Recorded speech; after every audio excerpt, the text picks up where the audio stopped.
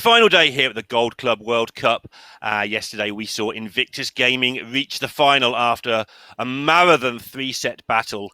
And we're going to have the same today between T1 and somebody else, Liquid probably. But first of all, before we get into that, we do have some business to take care of. My co-caster here, Galen, recently got a new job, and I do think it's for the benefit of everyone if you tell us what your new job is, Galen. Yeah, I mean, starting in mid-August, I'm going to be a final designer at Hearthstone. I'm very excited about it. I think it's the next logical step in what I want to do with Hearthstone. Helping create the game it's been a dream of mine for quite a while. So I'm really excited for that. Um, I've explored Hearthstone in a lot of different areas. Like even now, I'm casting it, which I find a lot of good fun. I enjoy hanging out with you very much and the other casters for Hearthstone. But I do think that this is the next step for me. So I'm looking forward to it. Yeah, congratulations to you, sir, and everybody else out there watching. Now you know who to blame in a year's time when you have a least favourite card that beats you every game. It'll be Galen's fault. Blame him. But onto the serious business, or the more serious business, because that is serious business of today.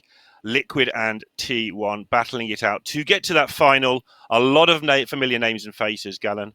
And what do you make of it? Who do you think is going to get this one done? Yeah, I mean, this is the penultimate day of the Gold Club World Cup. Tomorrow is the finals. We will be crowning a champion tomorrow, and it is going to be a China versus the world match. Last yesterday, XC won. They're going to be representing China, and one of the two teams from here is from the world. So Team Liquid versus T1, both very impressive teams. If you take a look at their roster, these are six names of the probably top 25 players in the world easily at the moment right now, and for the last several years too. So, this is going to be a very stellar matchup. Lots of good plays I'm expecting, lots of big brain decision making. So I'm very excited for it. Yep, five of these players either currently are or have been Grandmasters. And the other one's Dead Draw, who everyone just assumes is a Grandmaster and for some reason just doesn't get to play in the event. So basically, as close as you can get to six Grandmasters in this tournament. We've got Orange, Fino, and Boar on the one side, and Bunny Hopper, Frozen, and Dead Draw playing for Liquid. So absolutely crazy standard of play going to be on offer here. You would hope, at least. I think Orange has been up all night, most likely trying to get his top 16. So he might be a little bit worse for wear, but we'll see how that works out for them. Yeah, we did mention that yesterday, where Orange is probably the one that's going to be most fatigued for this broadcast. But he plays really darn well. So even with some fatigue, I still am expecting some high levels of play from him. Orange is one of the few people that I really think gets Demon Hunter. And good news, because Demon Hunter has been left up from both sides on this series. So we have that to look forward to, Lorinda. Yeah, Orange, throughout his whole career, has been very good at learning what he needs to learn.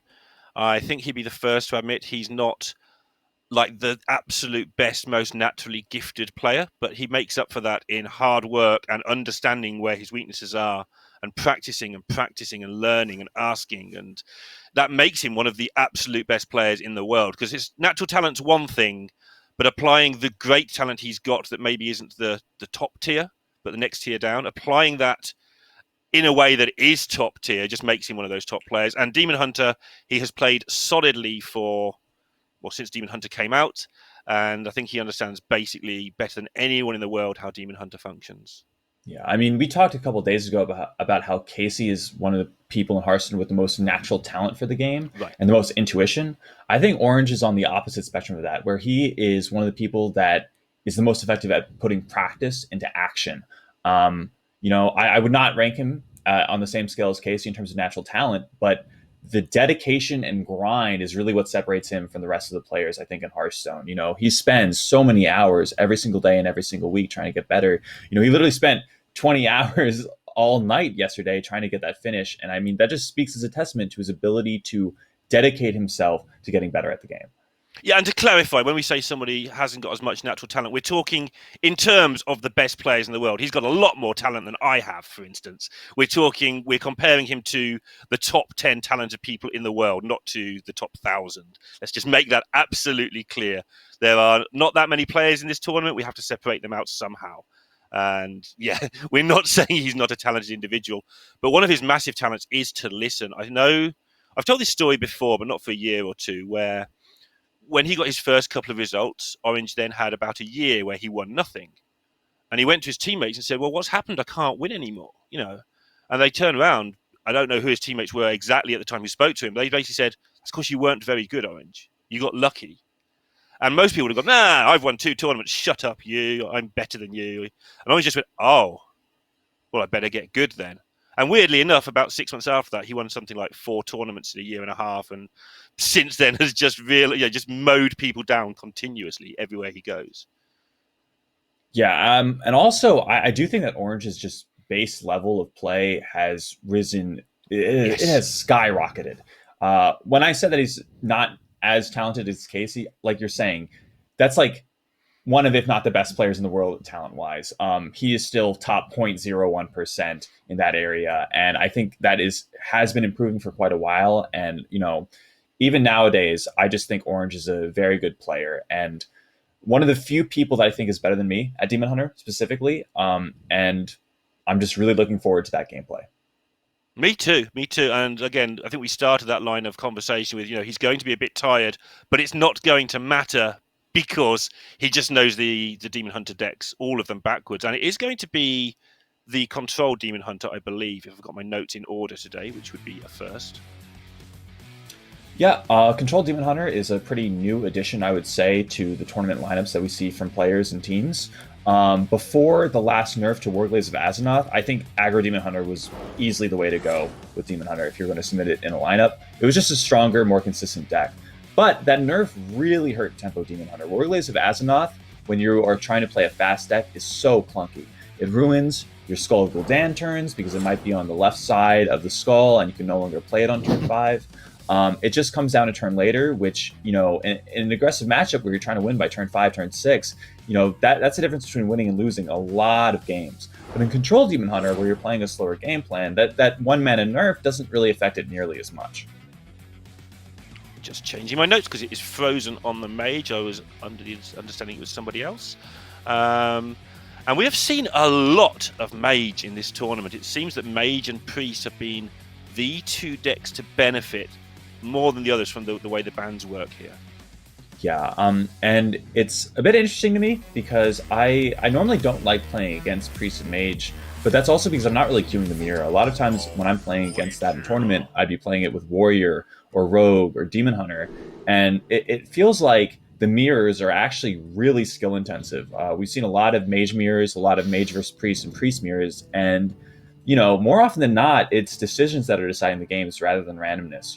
There have been a couple, 1 or 2. I'd say that Casey versus Yu Ying is an example of randomness definitely bought Yu Ying the win there. But otherwise, I do think a lot of the games in this tournament, specifically between those 2 decks, have been really cool to watch. So I know we talked a bit about why Swamp Ooze isn't necessarily that good against Demon Hunter, but I think in this matchup, it's a really strong card for the mage, and Frozen does have access to that Swamp Ooze according to the deck list I have. It's important not for the early tempo, of course, which is what we're normally talking about, why it's not that great. It's much more important a lot later on when Orange is trying to set up that massive kill turn. Yeah, and you see Frozen just deciding to not play the Zephyrus here, even though it lines up into a Wild Growth the next turn, which we know is a very strong tool for mages to just be able to ramp out earlier than usual. But on the other hand, this is a very linear matchup, I think, from the player opposite the Control Demon Hunter.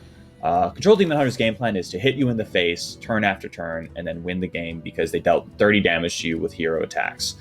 If you have tools to stop that, like Acidic Swamp Ooze, or an extra ooze from the Zephyrus, or healing from the Zephyrus, I think that's way more impactful than just starting your own game plan a turn earlier. Because really, as a mage in this matchup, a lot of times you're responding to what the Demon Hunter is doing rather than playing your own tempo game plan. I think Orange is just wondering whether to line up the early Magtheridon. He'll not bother here.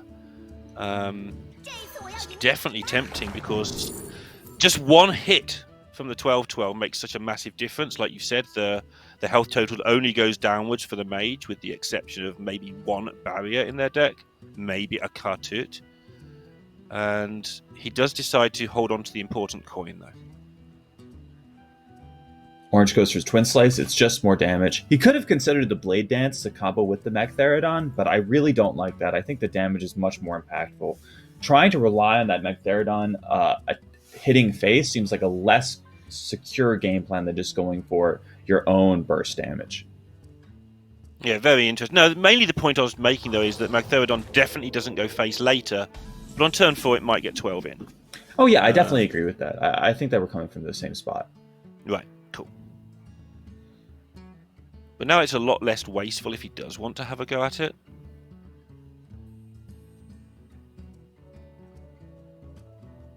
He may also have delayed it so he gets more out of the removal from it if it does go off.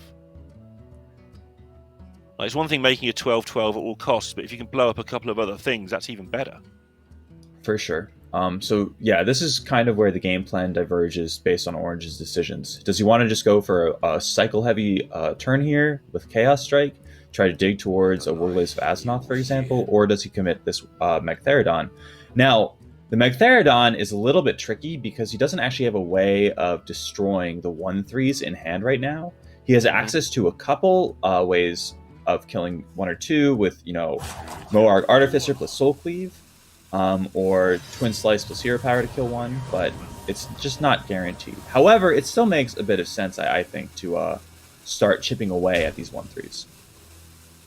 Yeah, I think because it just gets worse later on, there's no reason to delay it. But it's not the greatest card in this matchup, nearly always. Every time I've seen it played, it just hasn't connected. But it's also just makes space in your hand to get it out of the way. If it's not going to be good anyway, just get it out of your hand. You're not wasting any time. The Demon Hunter's not in a particular hurry to do the damage immediately. For sure. If Orange didn't play Magtheridon this turn, he was just never playing it for the rest of the game. Right.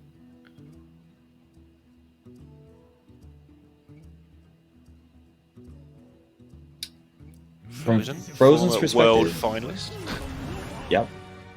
It's a decently sad story too, I have to admit, because there's some premature celebration.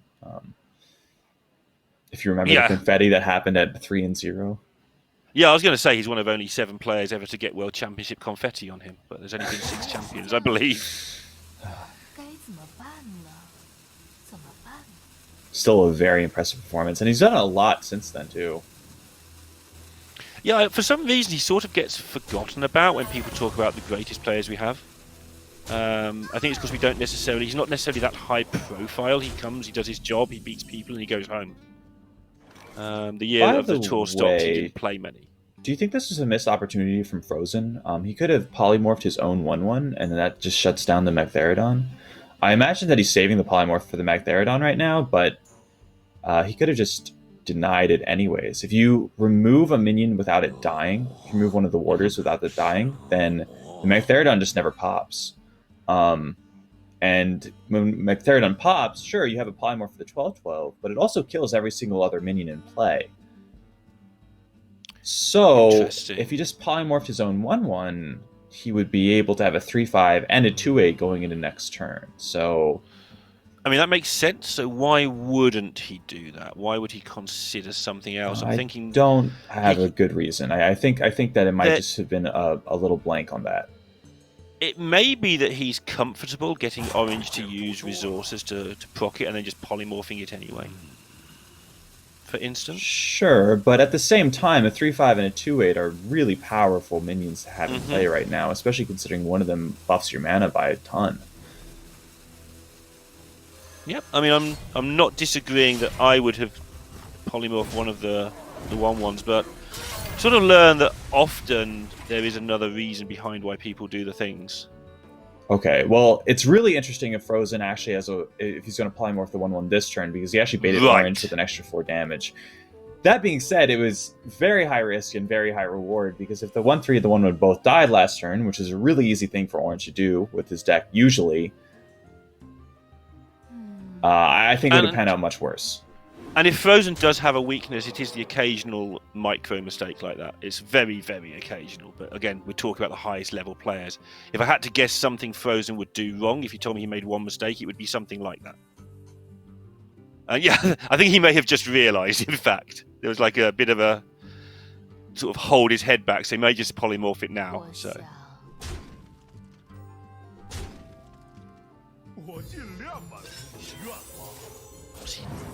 He's got a plan that we're not seeing here. Um, He was after something very specific here, and he didn't get it. I am getting Was he trying to lost get by Frozen's Doomhammer? train of thought. Was he trying to get Doomhammer 我想， as mage? I'm getting really lost by Frozen's train of thought. I think that he's messing up. The Polymorph should have come down on the 1/1. Yeah, I mean, I made the excuses last turn as to why you might Yeah, not. he There's no just doesn't know the excuses to- interaction, I don't think. That has to be it. You just don't know the interaction if this is what you're doing. The Polymorph on the Yeah, or you 1/1 blank on it anyway. Sure. Like, it's one of those No, when your I've teammate seen tells Frozen you make a after lot the of... game. Frozen has made a lot of really high-level plays. I just imagine that he just hasn't been in this spot before. Right. I'm trying to work out what he was trying to hit there. Nothing... When he didn't get offered whatever he was looking for, he was quite sad. Yeah. And the reason I say Doomhammer is because he's actually exerting quite a lot of pressure right now. But it's such a weird thing to go for, so... So, I mean, the good news is that this plays directly into the Warglaze of Azeroth, right? Like, Orange would want to hit the 1/1 and then re-equip the weapon. And so now Frozen can Harrison Jones the weapon and set up that way. Orange is diverting away from the weapon because he expects there to be a weapon destruction from the Zephrys, which is really smart on his perspective. But I do think that this game could have just been checked very easily by Frozen. I don't... Oh, I'm watching Frozen's reaction. I think actually he knew the interaction, but he'd forgotten the bit where Magtheridon blows up the board. Ah. He'd realised what he could do. Yeah, he's like really super embarrassed now. He'd actually just forgotten it blows up the board because he's probably just never faced one. Yeah, I mean that's what I imagined was happening. There was some critical part of the interaction that he was missing. It's okay, Yeah. 12-12 turns into a 1/1. Ping goes off. I think this game is now much closer, but Frozen still has a ton of stuff to work with. That Harrison Jones is going to be pretty big against the Warglaze of Azeroth. Yeah, Frozen has assumed that not like this position. He's got to get over that though. He's still okay. Yeah, stupid things have happened, but the game's nowhere near over. Like when he plays Alexstrasza, everything just resets to normal. It's like not a problem. Oh, yeah, he didn't. He went for a push. It didn't work. He's killed the Magtheridon. That's kind of where he would expect to be. He's lost some minions. That's not good. But the second he plays an Alexstrasza on 9, the damage is done. Blah blah blah. He lost a lot of stuff. He lost quite a bit of stuff. Hopefully, it's still salvageable. This Cartoon Defender is going to buy him a ton of life. The Harrison Jones is going to check the Warglaze of Azeroth superbly well, and maybe there's a world where Alexstrasza can be used defensively. But yeah, Frozen really needs to recover here. This is definitely a recoverable situation. So just Yeah, be upset later because you deserve to be upset about that play, but just don't do it in the middle of your match. Right, exactly. I think the best example of that happening so far, there's two that can come to mind. Yu Ying found himself in a really big hole and clawed his way out. But on the other side of things, XC from that last series yesterday, or from the first series yesterday, was in a really interesting spot where a lot of game was left to be played, similar to the position we're in right now, and just straight up conceded. So I do think that the mentality to continue is really important in these kinds of spots. And I think Frozen has found a really good way of doing that. Iceberry picked up. It's going to mean 8 extra life. Very important in a matchup like this. Just we're waiting to see how these are dealt with, because there's many ways Orange could deal with them. Just a reminder that we play best of 5 today, but we play sets. So it's 3 sets of best of 5. So you've got to win. Short version, you've got to win best of 5s twice, which means if it goes 3-2, 3-2, 3-2, this could be a long old day of a lot of high quality Hearthstone and mistakes maybe as well. For sure. Orange got, I would say, the bad roll here with the Eldrazi Warblades instead of the Warglaze of Azeroth. Didn't really want to see that. 4 damage versus 12 is those are very different numbers in a matchup that comes down to the smallest of integers of damage.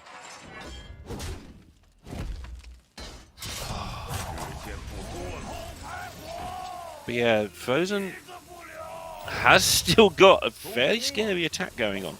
Yeah, and has backup. It's very interesting to me. Orange has felt very unfavored throughout the last couple turns of this game. I do think with the Warglaze of Azzinoth that might have changed, where it'd start looking a little bit close to even. He still had a Skull of Gul'dan on the far left of his hand that's going to outcast for a bunch more cards. Chaos Nova can come down and clear off like a mid-sized board. But yeah, the extra damage from the Warglaze of Azzinoth would have been really impactful. So game just got a lot harder for him.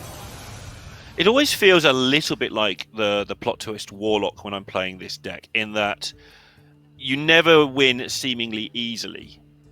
Even if you're favoured, it feels like you're losing, even when you're not. It's just one of the counter-intuitive deck to some degree. It's not like a regular control deck where you're healing or armoring up. You're just slowly but surely taking loads of damage, and then you get it all back and swing it around in one massive turn. So by its nature, it always looks like it's losing. It always feels like it's losing, even in favoured matchups. So it's very hard to judge sometimes, unless you're an expert in the deck, exactly where you stand. For sure. And I think a big part of that is because it doesn't really feel like a proactive Hearthstone deck, where it never really gets bored besides Magtheridon.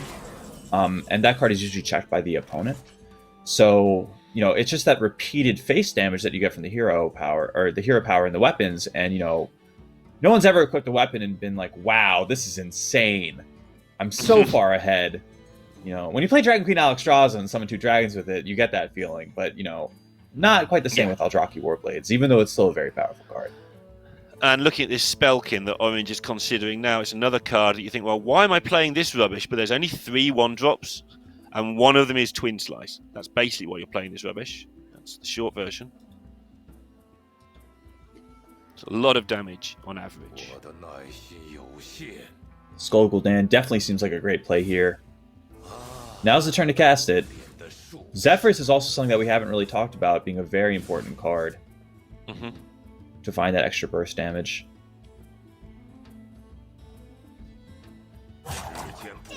One of the big keys is to constantly have a weapon available to you.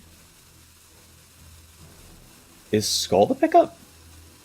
Why not? No. You always take the Twin Slice. Yeah, I'm sorry. Orange has a ton of cards.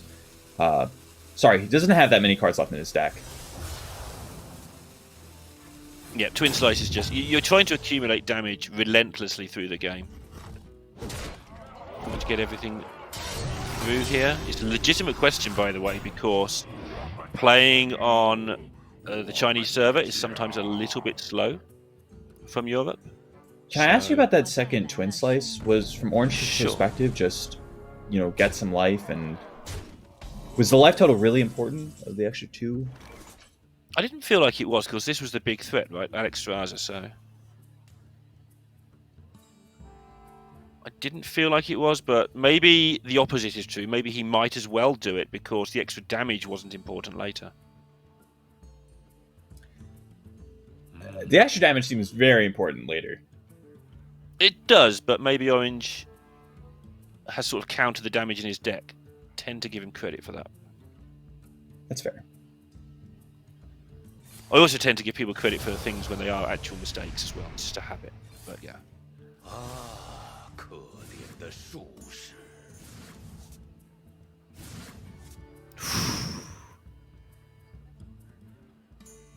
Immolation R is pretty interesting because it lets Orange push that extra 2 damage. The only problem is that... I don't know if there's a problem with that. Right. So what Orange just did is something that I think he might be the best player in the world at doing. And all the top pros do it to some degree, obviously. But he was very comfortable just eye-beaming the Alexstrasza, knowing the odds that he should be able to finish it off after he draws cards he hasn't yet got in his hand. And Orange playing to outs, and not just playing to outs, but playing to future draws, not necessarily outs. Didn't he just miss damage there? Couldn't he go I-beam the 3-1 and then push phase for 2 and then Chaos Nova'd? I think that yes, fatigue is getting... that was incorrect. I think that fatigue is getting to Orange. Yeah, I think this is because of the fact that he had to stay up for 20 hours last night. I don't know if he took on the Americas server or not, but I assume he did. I don't know where. I know he finished in sort of 50-ish on Europe, which means he would have been playing until the last hour, maybe. And I don't know where he was placed on Americas, but he tends to go over to Americas and try to continue the grind if he misses on Europe. So, yeah, he's had no sleep.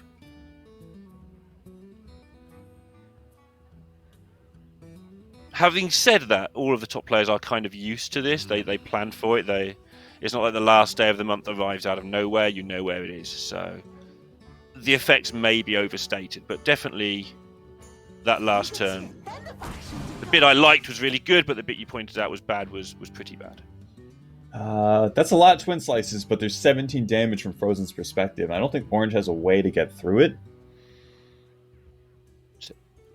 Now, that being said, I don't really think the 2 damage would have mattered from Orange's perspective this game. Maybe there was a way to buy another turn, but I do think that Frozen had a pretty commanding lead throughout this game. Yeah, I mean, this is the game where Frozen... It's still that game. Frozen actually kind of threw a load of stuff away and is still miles in front. And that being said, Zephyrs tend to get active quite early in this deck, and it just isn't. So... Exact on board with the hero power. Frozen is going to win game 1. And, you know, I do think that Mage is pretty favored in this matchup overall. They have a lot of really strong tools to fight back. They have tons of healing, Kartut defenders, Zephyrus, oozes. That's a pretty good tech for the matchup that Frozen has in his deck. And also, Deep Freeze just kind of solos. If Demon Hunter doesn't have an answer to Deep Freeze, that pretty much shuts off the one way they win the game. So, yeah, it definitely was an error, I think, in the mid game for Frozen, but you know, he locked it up eventually, and that's a really good start. You know, winning against the control DH, being up 1-0 in LHS, but it is not the end all be all, because we are at best or worst case scenario, there's gonna be another best of 5 after this best of 5, and we're only in game 1 of this best of 5, so tons of games left to be played, Lorinda. Yeah, and it's even harder. Like, everybody has days where they wake up, they play some Hearthstone, and the brain just it can't see the lines. Sometimes it just doesn't work. But it's made so much worse by the fact you've got a team relying on you. Like, because then your brain starts, instead of just trying to focus on what you can do for the day, maybe play at 80% power, but make sure you're 80% spot on. You start thinking, no, I'm Orange. I've got to play perfectly because my team's relying on me. Well, if you're only 80% Orange today, just play 80% Orange. Easy said, but you know, very, very hard to actually put into action. But when they're playing 3 matches in one day, got to put that beside him. Hopefully he can go and get sleep and get someone to give him a call when it's time to get up. He doesn't need to watch the other matches. He knows his team can play Hearthstone. He's not allowed to give input anyway, so go and get a bit of rest, come back ready for match number 2. Yeah, I'd like to see that. And I mean, the good news is that of the players that have experience with dealing with the nerves of having teammates, I do think that Orange is one of the best of them. You know, he's had multiple experiences in team tournaments. And I'd say the same goes for Team Liquid here as well. You know, Frozen, Bunny Hopper have all been playing in this league for the past couple of weeks. They were part of the preliminary stages of the Gold Club World Cup. So, you know, they have a lot of experience with this as well. So I think that the nerves of having teammates behind him are probably actually helping him rather than hurting him. You know, Orange has really good friendships with other players on T1. You know, Orange, Fino, Board Control, Surrender are all, you know, great friends. So I doubt that will be negatively impacting him. But yeah, it's something to consider as we move to game 2. Certainly, the way you just worded that, actually, I mean, Dead Draw is kind of new to having, you know, super serious, high-level teammates.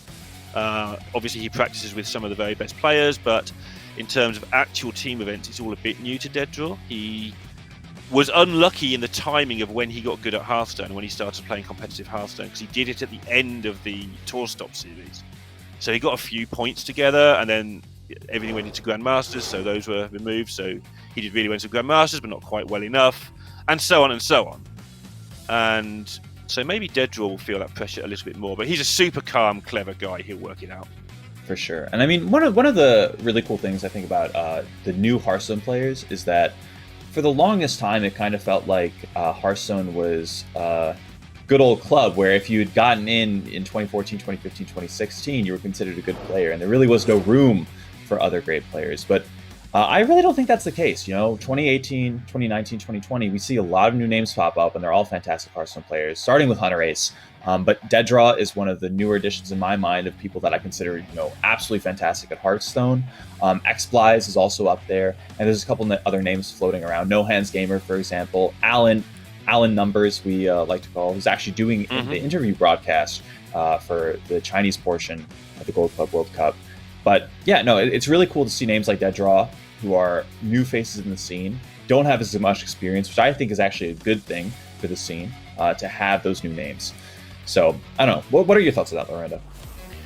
Yeah, I think we are seeing the Masters Tour show us some new names. Letta recently won the APAC Masters Tour, was already getting good results before he won it. He didn't just randomly win it. So it is helping us see some new people. And with there being 6 events this year instead of 3, I think that's a big improvement in terms of getting a bit of exposure for some of these up-and-coming players. However, the game is on, and this isn't your common and garden regular Druid. This is Dragon Druid with Geppettos and combos and Maligosses and all sorts of crazy boar controllery going on. This is the board control special. He streamed this deck for quite a bit in the past several weeks, and it didn't look that great to me, but it's still totally fine. And I do think it actually has really good matchups against the slower decks like Mage and like Priest. So, on ladder, when you're playing against Warriors and Demon Hunters the entire day, sure, it's going to just not look that great. But Warrior and Demon Hunter are banned in this series. Or, not Demon Hunter, but Warrior is banned in this series, and Demon Hunter is the control Demon Hunter and not aggro Demon Hunter. So, I think it's pretty well positioned. I think boar control is very good. He spends a lot of time on stats sites, or used to. Very good at seeing how an unusual deck will fit into a new meta. It's something that I think is a very good strength of his. So I'm not surprised at all that he found that this actually slides into sort of the ban strategy that was likely to happen. It's like, well, what can I do about that? Oh, this deck I happen to like. I believe it fits in well. That's an insane pickup, by the way. Yeah. That's just nice gross, dude. Because if it hits Malygos, then it hits Malygos. And if it's Alexstrasza, then it hits Alexstrasza. And both of those, one of them deals a Pyroblast and a half worth of damage, and the other deals a Pyroblast and a half worth of damage. I'm looking forward to Gallon card design. Card. If it hits Alexstrasza, it hits Alexstrasza. The one problem is that he did just draw a Geppetto Joybuzz, and I believe, looking at Board Control's deck, that is a bad thing rather than a good thing. I would need to take one other glance just to tell you what this picks up. Excuse me as I mute my microphone.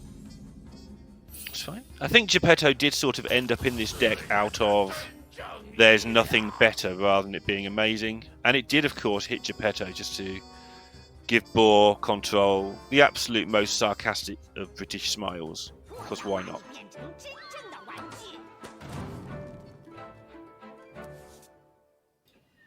All right, well, we see what gets pulled here. It is Ysera and the second imprisoned Satyr? Indeed, yep. And I believe those are the only other 2 minions left in the deck. So we actually see all 5 that Board Control had access to. And, sure, the Geppetto Joybuzz did not hit one of the insane dragons, but the second imprisoned Satyr was going to do a really good job at that. Just going to delay it by a couple turns. Yeah, and one thing you do have against Mage is a bit of time. It doesn't really put the pressure on. And when it does, you blow your own board up by mistake, so that's fine as well.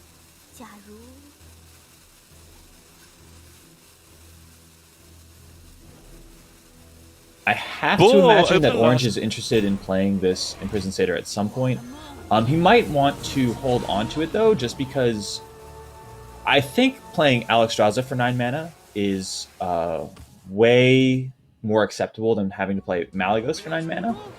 And maybe in Board Control's mind, it's a good idea to play the Alexstrasza, then the Imprisoned Satyr, and guarantee the buff on the Malygos, because once you deal that 15 damage, having a 4-mana Malygos is going to be really impactful and probably lock up the game. Yeah, just a reminder that Swipe is actually a card again, right? This is the reason this deck works. Swipe exists. People kind of forget that card exists because we haven't seen it for a year. But Malygos into Swipes and Moonfires, it's like the old Malygos Druid of old. But somehow made to work again by ball 那么 control. 现在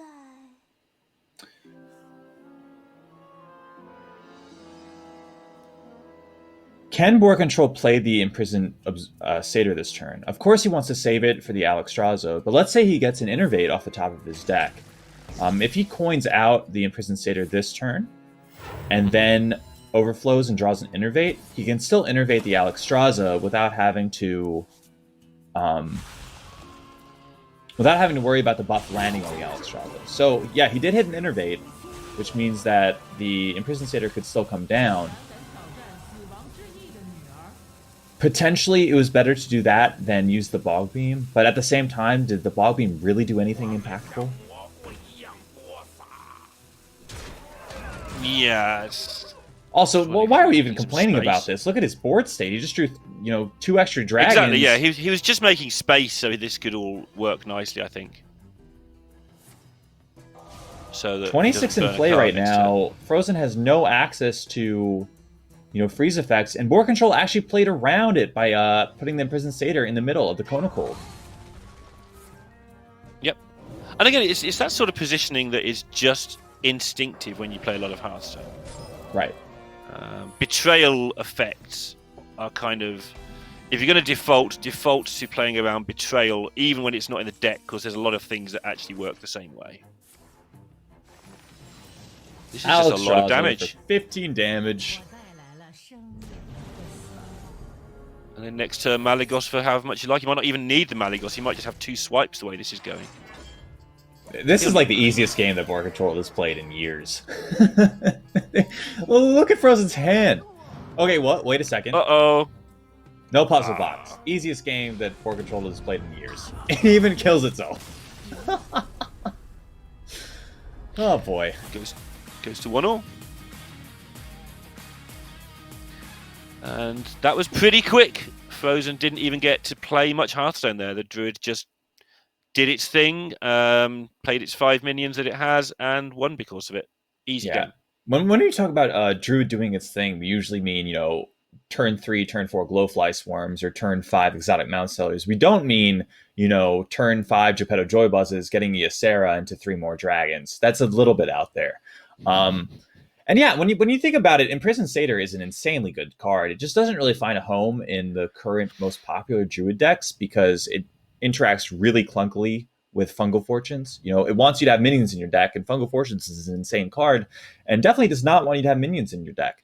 So, yeah, it might be interesting to see in the future how that pans out, because I believe that Imprisoned Satyr is just going to get way better rather than worse, and it's definitely like a card that's lying under the radar in terms of power level. So, maybe Skullmancer is going to be an expansion where we just see tons of Imprisoned Satyrs see play. And when you have turns like that, it's no wonder why. Yeah, something that does happen, though, when, let's say that deck became the deck because it was beating everything, those sort of decks are very easy for the meta to adjust to. They usually just need a couple of tech cards thrown in here and there, and then the deck vanishes again. I'm not saying how I'd do it right now, live on air immediately, but the top players will very soon work out, okay, well, all we need to do is have health gain in our mage, or have more taunts, or something. They find ways of stopping it, and then the deck vanishes again until the tech cards rotate out, and then somebody like Boar Control goes, the time is now.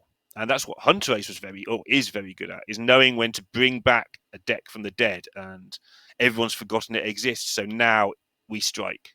Yeah. A deck that comes to mind is definitely Control Demon Hunter. I think that deck has lots of ways of countering it. Weapon Destruction, freeze effects to face, both work wonders. But yeah, we don't see much of that in the current metagame right now. I feel like one of the most impactful cards, Frozen Shadow Weaver, has kind of rotated out of a lot of current competitive deck lists. It was subbed in just because it was really strong versus aggressive Demon Hunter. Worked decently well versus Ankar and Corsair Cash Warrior decks. But both of those aren't really affected by it as much because, Warglaives is coming out and stuff. So we definitely see Control Demon Hunter being back in the metagame. But like you're saying, tech cards matter a lot against those one-trick pony style of decks. So yeah, I think you're right. I think we will see this deck again, but I think that Boar Control and the team have found a really good niche time to bring it out. You can't just take this into your best of 3 qualify next weekend and expect it to do well. It might do well if your lineup's well built and you get the right opponents, but you can't just go, yeah, we see what ball control could do with this. We're going to do the same, because you'll probably just get thrashed by warriors. Yeah, this is a 1 week style of bring. You can't bring this multiple weeks in a row. Excuse me. um, So looking forward, we are going into a game number 3. It is going to be Druid from T1's perspective, and both players have the same initial decks of Demon Hunter, Priest, Mage, Shaman, Druid, and Paladin. What do you expect to be queued into this Malygos Druid, Lorinda? I would like to put a regular Druid into this. Like, we're going to do the same sort of things, but I'm going to ramp quicker than you and do better things than you, and kill you before you get your kind of intricate, messy combo off. Yeah, that sounds very reasonable in my mind. Glowfly Swarm just seems like a problem card in the Druid matchup. And your game plan as a Spell Druid versus Malygos Druid just comes down 2 or 3 turns earlier, which means you're clocking your opponent for 80 damage in the meantime. And 80 damage is a bit more than 30, Lorinda, and I think that's going to get the job done. Yeah. Oh, sorry, just looking at this meager 62,000 that Ball Control's earned. It's a rubbish player. Yeah, I would like to see if Bunny Hopper's going to go with this Druid. Bunny Hopper does seem to end up playing lots of Priest. That doesn't feel like the right thing to play at all right now. And look at those. I mean, we did this. We averaged this out amongst the casters on this broadcast. Bunny Hopper almost unbeatable. Gallon, Murloc Paladin. We're going to see it. It's happening. I'm a little bit flabbergasted. First off, yes, if you just need to beat Dragon Druid, this is an insane queue. And secondly, I'm getting less flabbergasted as I realize that Team Liquid won their first game. This has been kind of the storyline of why Murloc Paladin is kind of bad, is that, it goes 1-1 at max. If you're behind in the series and you're queuing against a Druid, queue your Murloc Paladin, sure, you win, but then you're going to lose the next game almost immediately. But Team Liquid won their first game, and they got counter-queued by the Druid, so it's currently 1-1 right now, Lorinda. That extra win means they're up 2-1. Yep, the point being that the Murloc Paladin will lose game 4 when they're 2-1 up, and then they'll just go into the last game knowing exactly what they've got to beat and be able to, hopefully for them, queue a counter to it. We've been saying this about Shaman a lot yesterday as well. It's not just about the current game you're playing, it's about how it lines up. And going 1-1 when you're behind, when you're not on serve, if you like, is bad. But when you are serving out, trying to get to 3-2 first, it is really, really good, allowing you to scout your opponent's pick for game 4, setting you up nicely for game 5. One thing that could be very interesting in 72%. this matchup that's not going to be interesting at all because board control is on the Malygos Druid is that Team Liquid actually has a single copy of Consecration in their deck, which, if there was a Glowfly Swarm from the Druid's perspective, would be kind of insane. But that's not at all what's going to happen. So just an interesting talking point. One of the best cards in the deck kind of becomes a dead card now just because, it just doesn't hit the right Druid deck. Still, overall, I think the advantage definitely goes to the Paladin in this specific matchup. And having cards like that in your bad decks is so interesting in these events where you don't have to play your Paladin. So you can just have it as a glass cannon. You can just literally set it up to beat one deck and one deck only, and maybe not play it all week because you're not expecting to play this awful Paladin deck all week. And then it just happens to get the right opponent, which is Druid. And like you say, the one Consecration, a little bit irritating, but it is only one. So they've sort of split the difference there. Board control is looking for one card and one card only. Well, I guess 2 cards and 2 cards only. Swipe and swipe? No, Imprison Satyr and Imprison Satyr. Yeah. Interesting to see if he bothers to keep anything else. I think he's already mulliganed. Then he's in real trouble. Well, if he finds Imprison Satyr, he's fine. Geppetto Joybuzz was like the second card that you need in that matchup because it pulls your important cards. But yeah, it's going to be a one card search for board control. And Bunny threw it all away looking for a 1-drop. And he got a 1-drop and another one and another one and another one. And now he's got the buff to go with them all. I've got an idea, Lorinda. What if Bunny Hopper plays all of his cards and then hits board control in the face? I think he'll win the game of Hearthstone. Oh, this looks like a good Battlegrounds hand as well.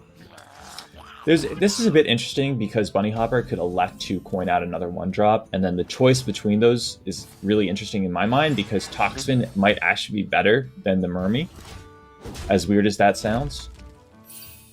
You're going to have to elaborate why Toxfin would be better than a Mermy?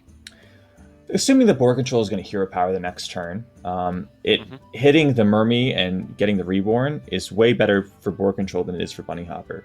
They both end up being 1/1s at the end of it, but I think that Mermy is just an overall better statted minion than a Toxfin is. 1/1 is just 1/1 with Reborn is better than a 1/2. So going into what you assume would be a hero power turn, I think that Toxfin is probably the one that should soak up the damage.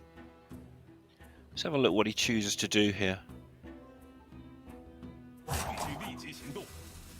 It's interesting to see Bunny playing aggressive decks as well. Obviously, Bunny Hopper, one of the most well-rounded players that we have in Hearthstone.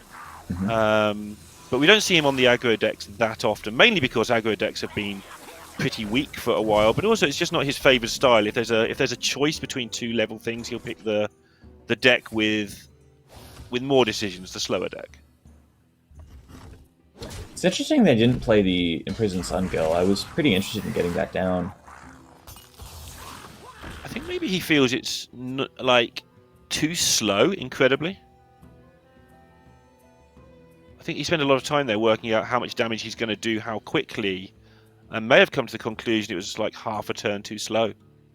Yeah, also saving the coin is something really important that I haven't mentioned is that the Felfin Navigator would buff everything by +1/+1. And thinking back on it, I do believe that this is Bunny Hopper's reasoning. If you go coin Felfin Navigator, suddenly you just don't lose the swipe. And that's big. Really big. That's huge. That's enormous. That wins the game. So, yeah, I think Bunny Hopper... Because he's expecting to get swiped next turn, and things are going to look quite bad when he does. Right. So, with that in mind, Bunny Hopper's play will probably look something like developing several high health minions.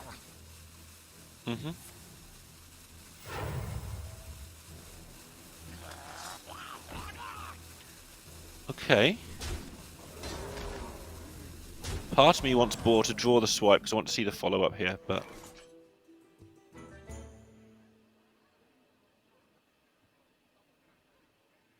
Are you okay with Bunny taking up every space on his board here?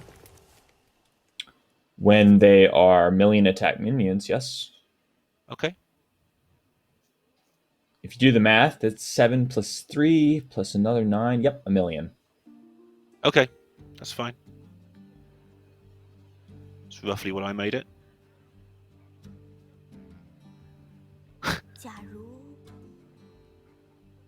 Okay, Boar, you have to kill the 3/3. You have to kill the 3/3 and you have to do it now. Not next turn, now. There's two ways of doing that. One of them costs 3 mana and the other costs 3 mana, but you take 3 damage. But you save 3 mana later if you do it the expensive way. Yeah, but you also save 5 life if you do it the inexpensive way.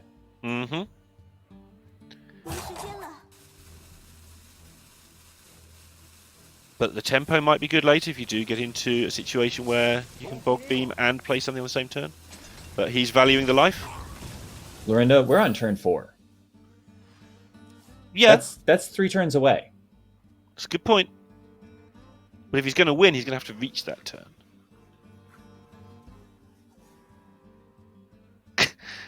I recognise his board control face from a million losing games on stream.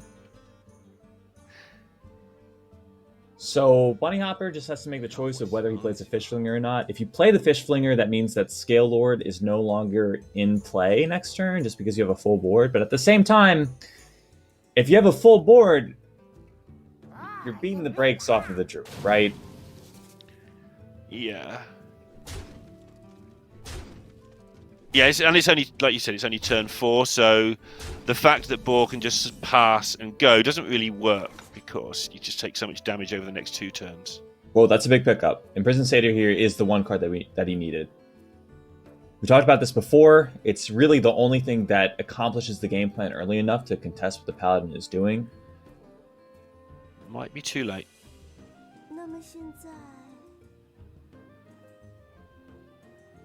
And his instinct was the same as yours, and then he just thought, well, hang on, I need to look at this because it is pretty slow.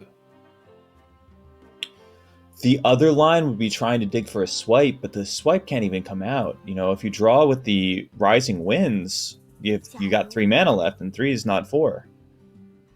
Yeah, 3 not being 4 has been a big problem in a lot of my games.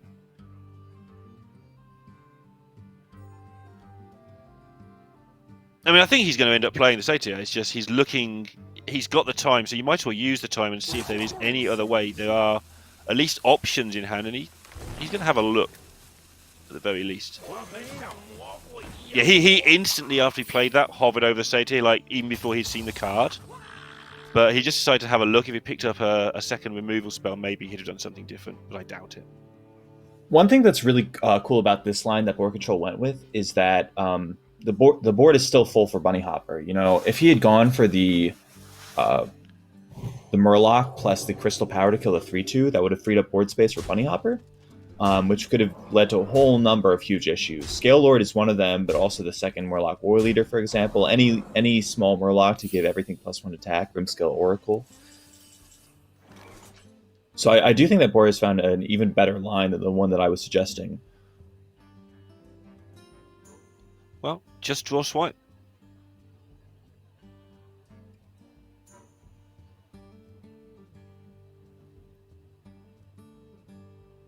There's 9 in play right now. If Board Control Wraths the 4/3, Hero Powers another 1/1, and heals his face, I believe he's alive.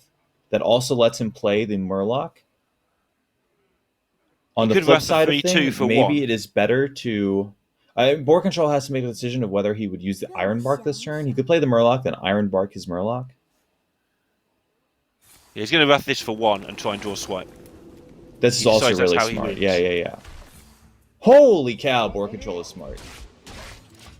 Hey, I called that play. Leave me alone.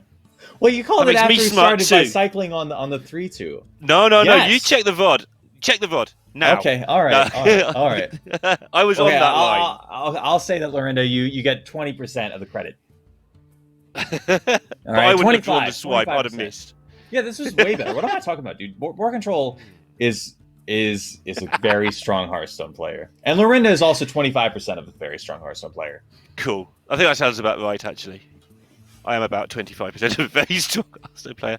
Well, Bunny Hopper is not done for yet, though, although there is obviously the overflow next turn, so Boar can start to creep out of trouble. There's obviously also cheap minion available to him next turn, depending what happens. That was a really good play, by the way. That was really good. The one issue is that the Murloc is still in hand, and if the buff lands on the Murloc, that's going to be pretty funny, but I really like what Board Control has done this series so far.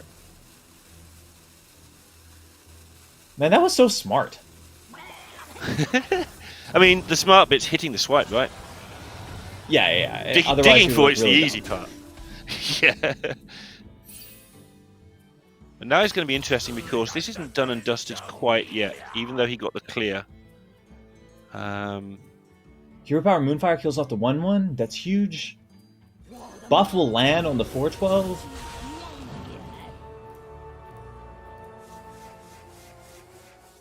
Oh, I've seen both Toxfins. Yes. So he can mess around could still just buffing. Find another Toxfin, but he doesn't know about the Fishflinger. But you take your chance on that. You've seen both Toxfins. You have to go with. Oh yeah. It's like we talked about yesterday, playing around the Plague of Deaths. It's like if there's not one in the deck anymore, well, if they've got that, then that's just Hearthstone.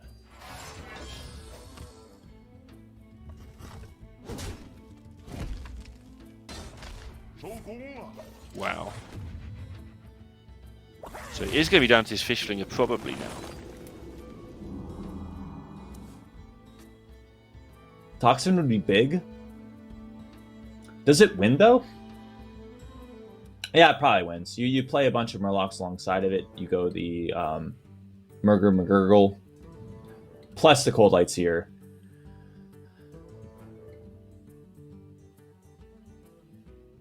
Bunny does have a little bit of time. Not a lot, but a little bit of time. At least from where he's at. We can see the overflow, so Bunny Hopper has no time. But he has to play as if that's not there. Well, hang on a second, because if he gets one of the 8-mana McGurgle Primes, that does a lot against the board state. Board control has used a swipe, so even if he gets a one Malygos, he doesn't really have lethal or a board clear, so that could swing the game. Mm-hmm. Oh, okay. Yeah. Well, Oh well.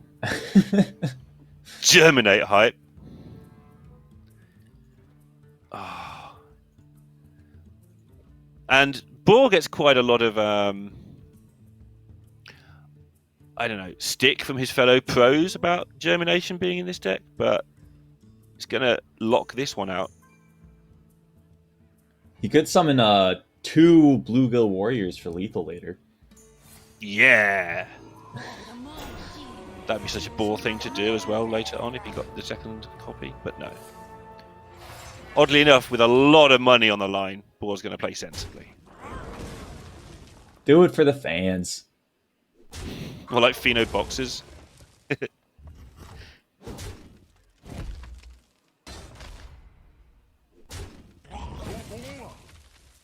And this is the big counter deck, remember, here for Bunny Hopper.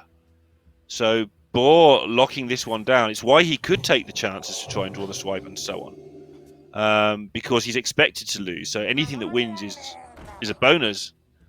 And it looks like he's going to find a win in the unfavorable, and that will put him in a great position to take down this first set of the day.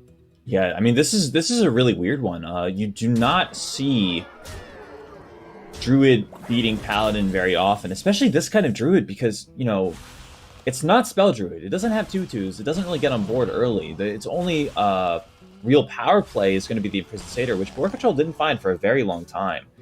But, it was some really smart piloting. He saw a way to fight back on board that was pretty low risk, but very high reward. And it panned out, as well as it possibly could have for Board Control. That the Cycle Wrath for a swipe was genius. There's just no other way of saying that. And yeah, I don't see Board Control losing this game. This was really cool to see. Also, the turn where he had to choose between the Bog Beam for 3 or Hero Power and Crystal Power for 1, plus the Hero Power for 2 more mana. He actually saved mana by using the Bog Beam there, because all the removal spells took place before turn 7, I think. So, yeah, having the cheaper spells in the mid-term also helped him. So, nicely played game there by Boar. I think Bunny will be feeling a little bit hard done by, but Boar takes that 2-1 lead and is on the verge of sweeping with Germinate Druid. Germinate Druid. That's the one that you're going to focus on. That's like calling it Crystal Power Druid or Moonfire Well, of Druid. course I'm going to focus on the meme card that people talk about. Well, what would you like to call it? Malygos Druid? Geppetto Druid? Malygos Druid. Okay, we'll go with that. That's the card, right? Yeah, I mean, from Team Liquid's perspective, that has to hurt. That was your trump card to beat the Druid, and it did not work out, which is really weird because that matchup is like 80-20 or higher. And that doesn't happen very often, to lose a matchup that favored. That's like Control Warrior versus Freeze Mage from 2015, 2016 odds. So, yeah, this series is looking pretty rough for Team Liquid. They don't really have the ability to counter queue that effectively in the future. Shaman would probably be their next best bet, but we're now on the flip side of things where, we're talking about how queuing these highly polarized matchups when you're ahead is a good idea, but when you're behind is really bad. And now they're behind instead of being ahead. So they might have to go for a safer pick here.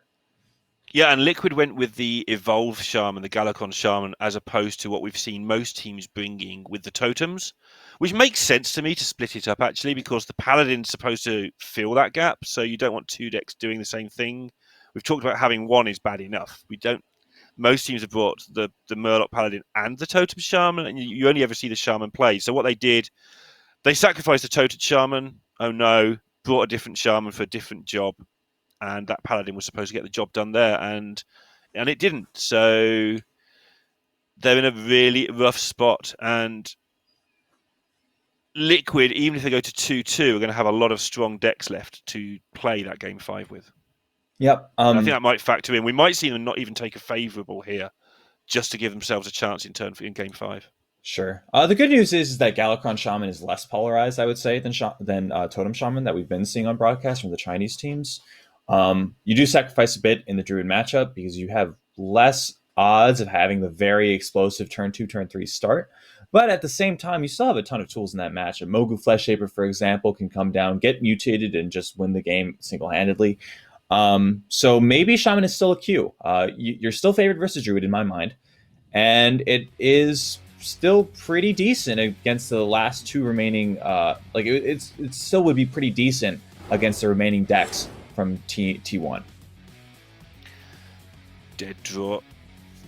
More career earnings than ball control if he wins this tournament.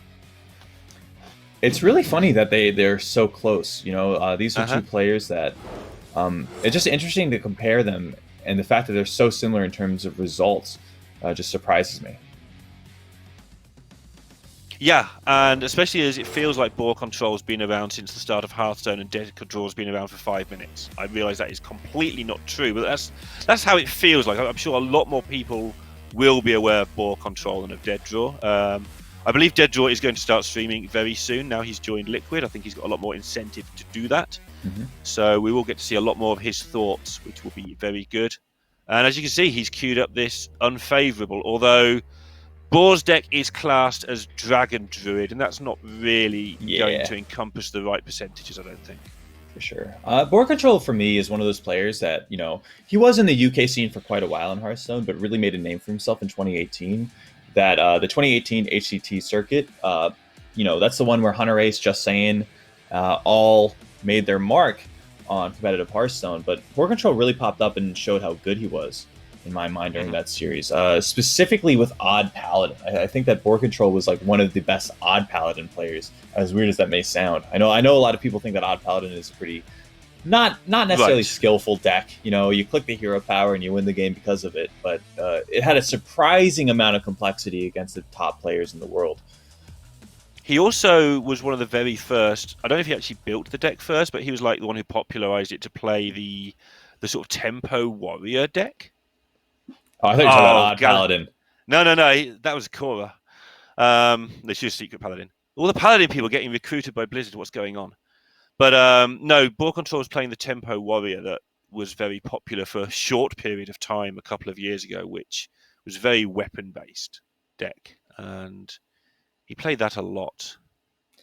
That was probably before 2018. Probably was, yeah. Yeah, that's the first time we really saw him. I think Tempo Warrior... I mean, I'm biased because I've known Ball Control around since I used to play it Insomnias, battling it out for a few $100s. So, yeah. Yeah, that was probably... Yeah, that was definitely before 2018. That's what I'm saying. I mean, he made a name for himself. I believe he was the UK champion at one point. He won 2 tournaments in the UK on the same weekend. He qualified for both major finals within the country. And one of them was on the Saturday and one on the Sunday in the same room. And he won both finals in the same weekend. So if there's any doubt who the best player was that year, there wasn't any doubt. He won the ESL final and the whatever the other one was. I don't know. I'll get fired for saying that. But there was another one on the same day, the Masters League. And he just won them both against different opponents with different lineups. So that was quite exciting. Yeah, definitely, in my mind, the best player from the UK. But there's a couple other names that are popping up here and there. Jombre, for example, is a name that he's really made a name for himself, I think, in terms of at least deck building. The whole Evolved Shaman package that we see right now from Dedraw's perspective, that was really created by Jombre. And I do think there's other couple players from the UK that are making names for themselves. Meaty, for one. He's working on the front lines of the coronavirus as a doctor and also as a coach for Hearthstone. So, I do think the UK scene has been growing pretty exponentially. Yeah, Jumbre in particular, he's been around a very long time. He actually made it to the top 16 of the original Hearthstone Championship Tour system with Egg, Paladin. But here's a person, and we are in reveal season, so it's a good time to mention it. Find out whatever he says. Because he is somebody who's very good at spotting those cards that everyone ignores. Not even the bad cards, but there'll be a 3/3 for 3 mana that has a fairly nothing effect, and Jumbre will just latch on and say, everybody's missed this, and he'll be right so often. I gotta interrupt you, Lorinda. Board Control is He's just a god. Did you see that?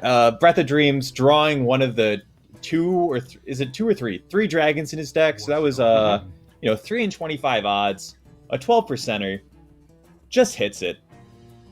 I mean, he plays his deck a lot. He's practiced drawing dragons day after day. No one else could do what Board Control does with this deck. The good news from Dedro's perspective, though, is that he actually has Totemic Reflection with totems, and they're good totems. The bad news is that Board Control has answers, and they're good answers. Yeah, but there's a lot more totems than there are answers, so it's going to come down to the exact timing of when the answers run out. And that'll be about the time that Borg gets to play Geppetto by the look of things. So it's going to be pretty close to the wire, this one, I think.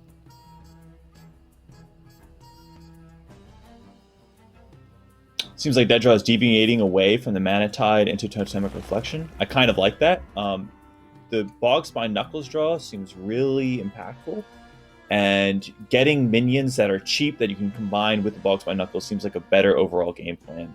That pickup is also pretty huge. If Dedra wants to, he can just not play the Evil Totem and go off with the Totemic Reflection the next turn, guaranteed, and make Board Control's life pretty miserable. Yeah, I think what he's working out here is, how does this work out if I go play a minion and Borg goes kill a minion, I play a minion, Borg kills a minion, compared to I do nothing and then just launch it all in one turn? How does Borg deal with a swing turn, as people like to call it, all at once? Sure. At the same time, calculating how that will look. At the same time, I do think that the Totemic Reflection line is a bit too clunky because you're not really doing much with the remaining mana. So I don't think it's a bad idea at all to just play the totem this turn.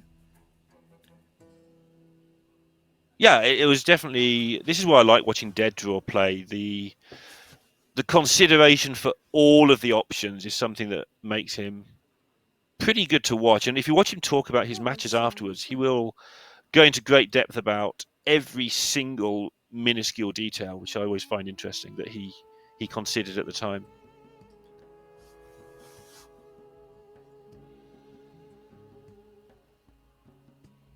None of these options are really good. There's a really bad one with Ironbark. That one's terrible. Always been the case, although at the moment not much of one, is that when Shaman starts just making totems, it's such a threat, and the threat is enough to make you do dumb stuff, and at some point you have to take a stand by not responding to the threat, if that makes sense. Sure. So if you respond to every threat, eventually they'll just get you with a wide board. Yeah, I mean, Moonfire to kill off an evil totem is probably worth it. Mm-hmm. And I mean, going back to my point, Ironbark on this totem would be silly and stupid. Absolutely. It's a dumb suggestion. But it's a good thing to think about sometimes about how to use cards that you normally would never use in certain scenarios. Like, you can Ironbark your opponent's minions, and if there's a really threatening minion that is behind a taunt wall and you can't really get to it, you can actually Ironbark that minion and start clearing it off with your own board. Just something to keep in mind. Yeah, it would happen less than 1 in 100, 1 in 200 times that you use Ironbark, but it is a legitimate option sometimes. Whenever I have those ideas, I end up having to read the card and realize I'm not allowed to target the thing I thought I could. I thought, yeah, look at this clever idea I've had that no one's ever thought. I know, I'll execute my own Sylvanas, and then realize I'm not allowed. But I wouldn't be the first. I never knew that you were the first Hearthstone World Champion, Lorinda. I keep things quiet to myself. Actually, it's just a blatant lie. I don't keep anything quiet. Right, Boars. They pick up. The game That's the best one. Degree. That is the best one.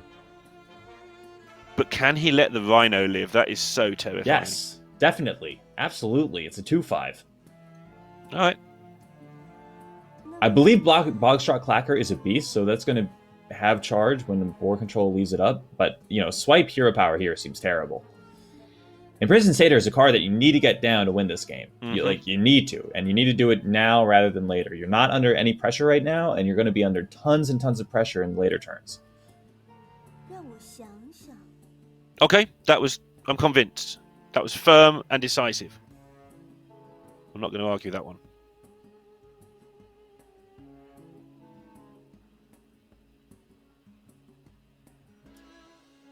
So what's the I wonder what board thing he's not. control is. Yeah. I wonder what his first play is, because he's obviously second guessing himself, right? There's two obvious plays right now. You could either swipe hero power the 2/5, or you can hero power kill the 2/1 with the imprisoned satyr. And I wonder Right. which one was first or second in his mind.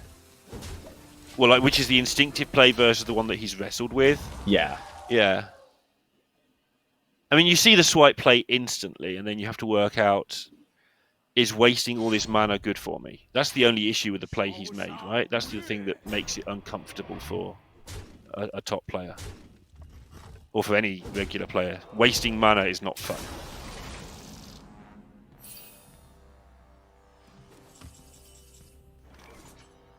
I think that this ends up being fine for board control. Does it? Fine is maybe a little bit too strong of a word. Tenable might be a word you could try and limp along with. I guess he's on 22 and he can kill quite a few things. Okay. That being said, I mean, board control has access. So in board control's mind right now, I don't think that this turn is the one that he's thinking about. I actually think this turn is pretty easy.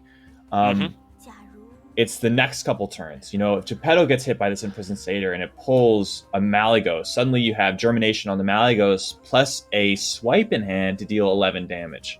You know, you also have this Ironbark that you can combine with Germination. So, you know, how do you use these tools to win the game? It's not about how to deal with this specific forward. It's about how do you win the game as board control. Right, and the more tools you use on this board, the fewer tools you have on later with your double Malygos, if that's a thing that you end up getting. So this does not surprise me at all. Even though a swipe Bog Beam looks really good, like really good against this board state, this might just not be the right play. Board control even saves the Bog Beam to not kill the 5/5. He could have gone Bog Beam plus the Crystal Power to kill the 5/5 here. That one I'm less convinced about. I think that might have been slightly better, but I still really like holding the swipe from board control's perspective. Yeah, there were several choices he had to make there, and having the conviction to leave a board looking like this that looks a little bit silly is what distinguishes the very top players from the good players who know this is probably right, but can they actually do it under pressure when there's thousands of people watching them? So it's very easy just to default to the swipe Bog Beam's okay. I won't look silly doing that. Yeah, I think by far the hardest part of that turn was whether to use the swipe or not. I like what board control has done so far. I like it too. I love it. Like I say, there's probably it's great. There's a few hundred people would see that's the right thing, but most of them wouldn't pull the trigger. They'd end up swiping just in case. Right. If board control manages to reverse sweep against Galakron Shaman and Murloc Paladin, that's crazy. That does not happen very often. Whoa, Innervate. Does that change anything? Suddenly he has 1 mana. A Malygos here full clears the board. I think that's pretty ideal.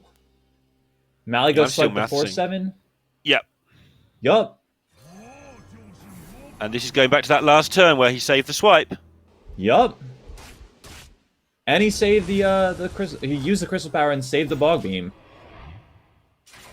And not only that, remember, he had to calculate what happens if he misses the 50-50. So this is only going to happen half the time. So he had to have a backup plan available to him too. Or work out that the backup plan was, I need to take the 50-50, whatever. He ends up saving the Innervate with the Imprisoned Satyr. Maybe he's just saying that his game plan never revolves around that and he wants the mana for later turns. Overflow would be huge, right? And, you know, Innervates are really good with that. He doesn't really need the extra mana to cast his Alexstrasza from hand.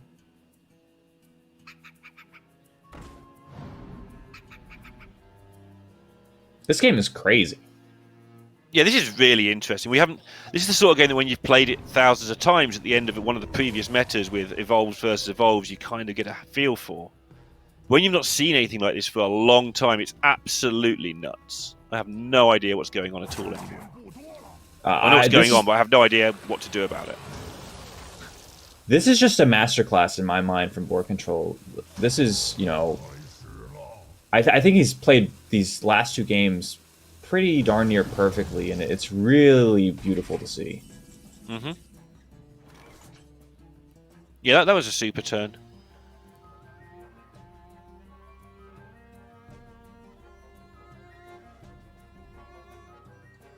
Now it's just a case of closing it out without having an accident, which is kind of easier said than done sometimes against Shaman.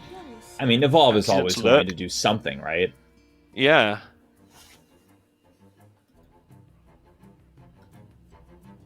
T1 are on the edge of taking a 1-0 lead in this semi-final.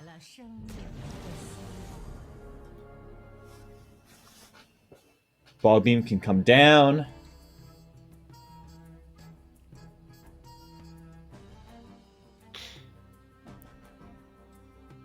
He just has to worry about not dying, and I think that's really easy from War Control's perspective. All right, the opponent's at 8, and you have an 8-8 in play. You don't really need to deal any more damage to the opponent's face now. Yeah, but he had to deal that damage. I That agree. was something he thought about long and hard. He's like, okay, one of the things that Gallen's just said is, I have to not die. How do I do that? I know. I'll make my opponent explode. How do I do that? I put them on 8, and now the rest of it is becoming a lot more clear. Yeah, I think it's simplified quite a bit. I like killing both 3/3s instead of the 5/6. Makes a lot of sense. Dead draw is in a really bad spot here. Now, there was something interesting to be said about putting the opponent at 7 instead of 8. That means the dead draw would not be able to attack into the 7/9, or else he would die.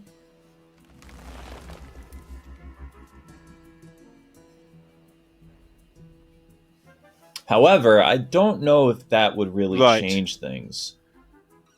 It's definitely important. Like, the number of times, the typical one that most people come across in everyday Hearthstone is putting your opponent to 2 or fewer when they're playing Warlock. Right. That's something that everybody's encountered at some point. So this didn't take the equivalent opportunity here. I still think it makes a lot of sense. Killing off the 3/3s is more than worth it. Yeah, and it was an expensive 3/3. It was a faceless. So if there's an evolve effect available, then that would be the thing to get rid of. It could go very wrong very quickly if you leave up a expensive minion. Important to remember that Germinate can only target a friendly minion. Ah. I don't see any reason to not play this Overgrowth. Alex Strauss is friendly. Should have a chat. Yeah. No, the 8/8's She's pretty all right. decent. Don't get me wrong.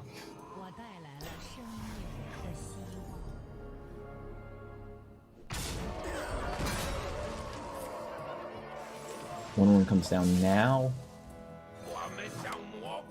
Maybe a slightly missed opportunity from board control to land it earlier. I don't think it really matters though. That's not at all important. Interesting that he chose not to bog beam there as well.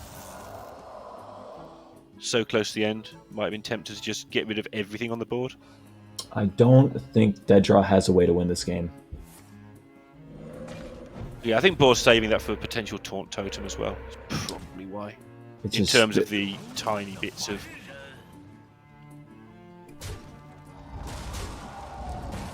he did find a line that could potentially keep him alive, but I don't think it's good enough. And it didn't work out. And T1 take the first set of the day with an all kill. I knew that was coming from Boar Control on the Malygos Druid, a deck that we've only seen one team bring, I believe. Yeah, and I would say that the two last games that Board Control had were ridiculously unfavored. I wasn't expecting that at all, honestly. I really thought that it was just going to go 1-1, and I was mentally preparing myself for the next match, but Board Control is really good at Hearthstone, man. And every single time I get a chance to watch Board Control, I come away feeling very impressed. I really don't remember ever not feeling that way. You know, his gameplay just makes me so happy. That Cycle Wrath, I didn't spot it at the time. Obviously, the right move, won him the game easily. In the second game, holding the swipe because, yeah, why would you clear when the Malygos is going to be drawn next turn? Is going to give you a way to win. So, really good analyzing of what his way Analyzation. to win is. That's Yep. not a real word. Analyzation is not a word. That's a buzzword for So sure. that's a card name that Gallon's just revealed from the next expansion. Spoiler alert. Yeah, no. But yeah, no. His the way that he thinks about the game and his approach to matchups that are very unfavorable. His risk taking is it's just so fun to watch. Yeah, and the risk taking is something he's always been good at.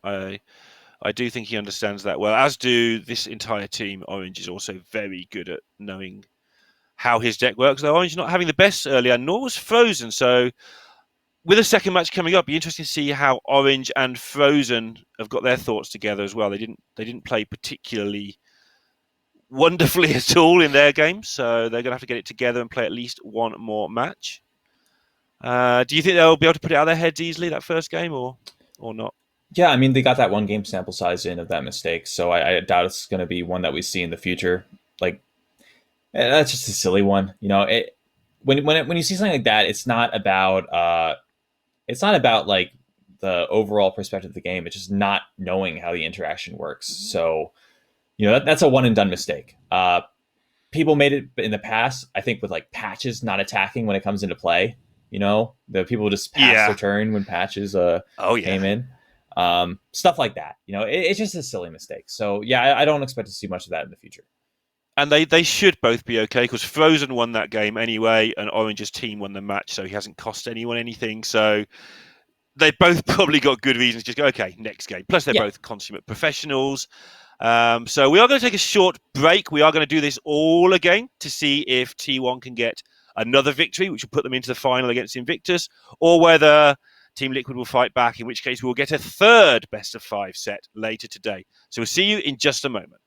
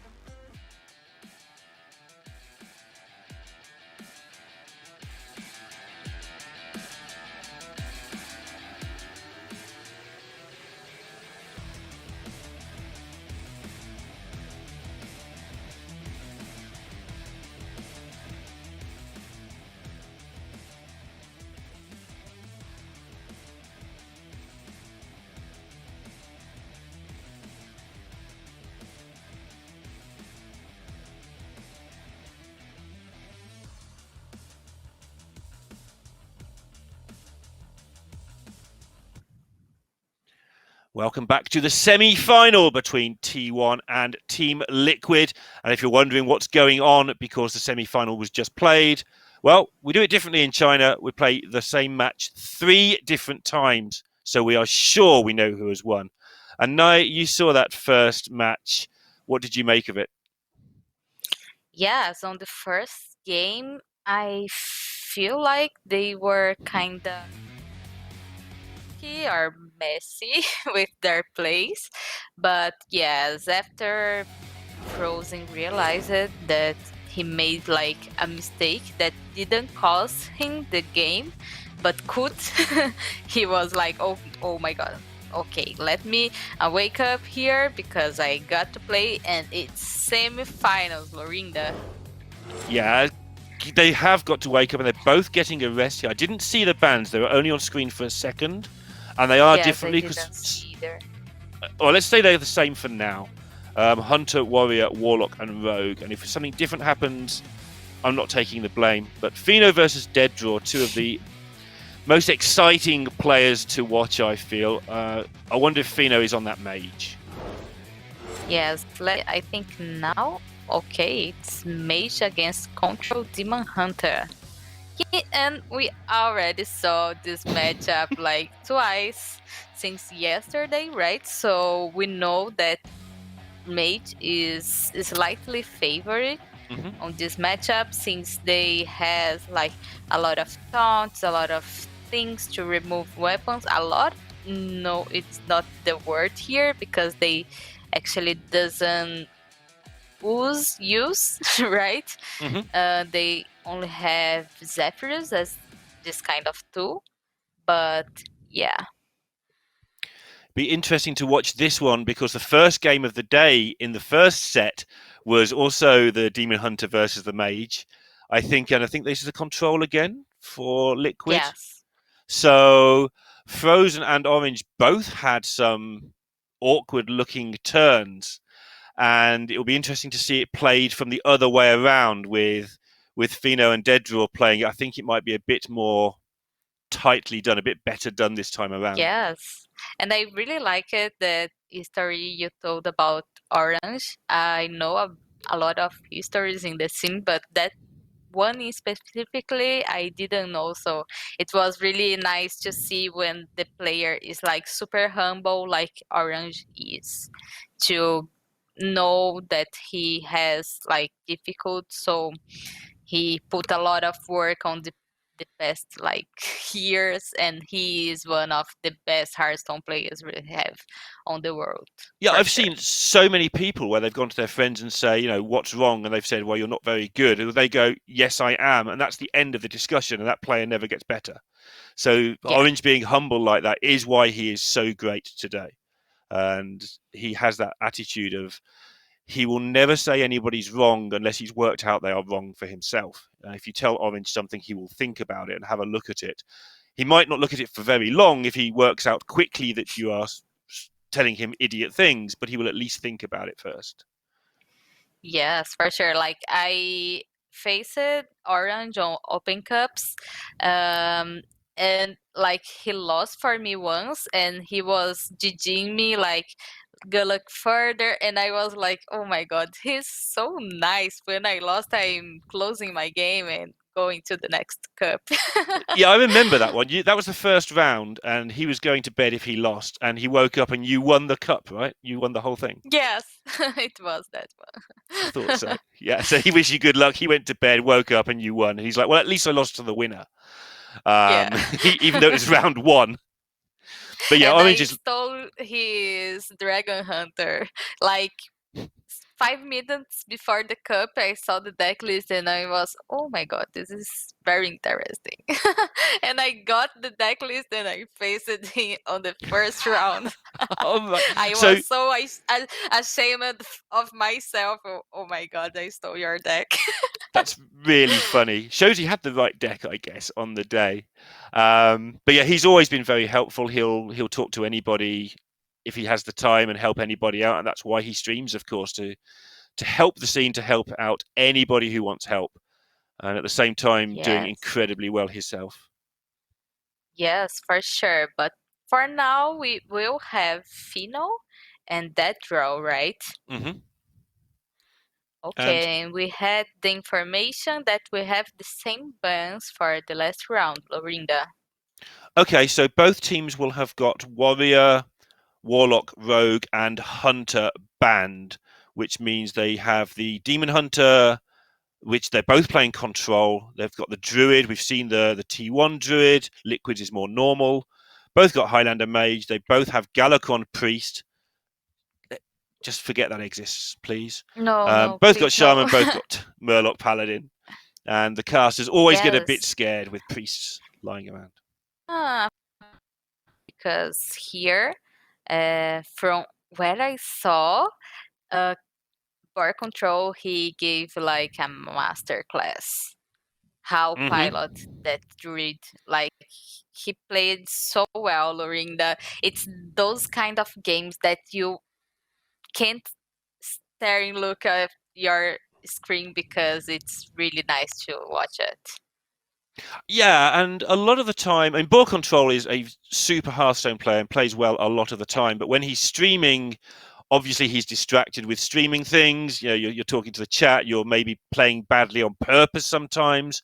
Maybe he's using that time because he streams so many hours. He has to actually learn on stream. Maybe he's using new tech cards. So with Boar, even though he's always playing well, you don't get the chance to see him play his absolute best until you see a tournament like this.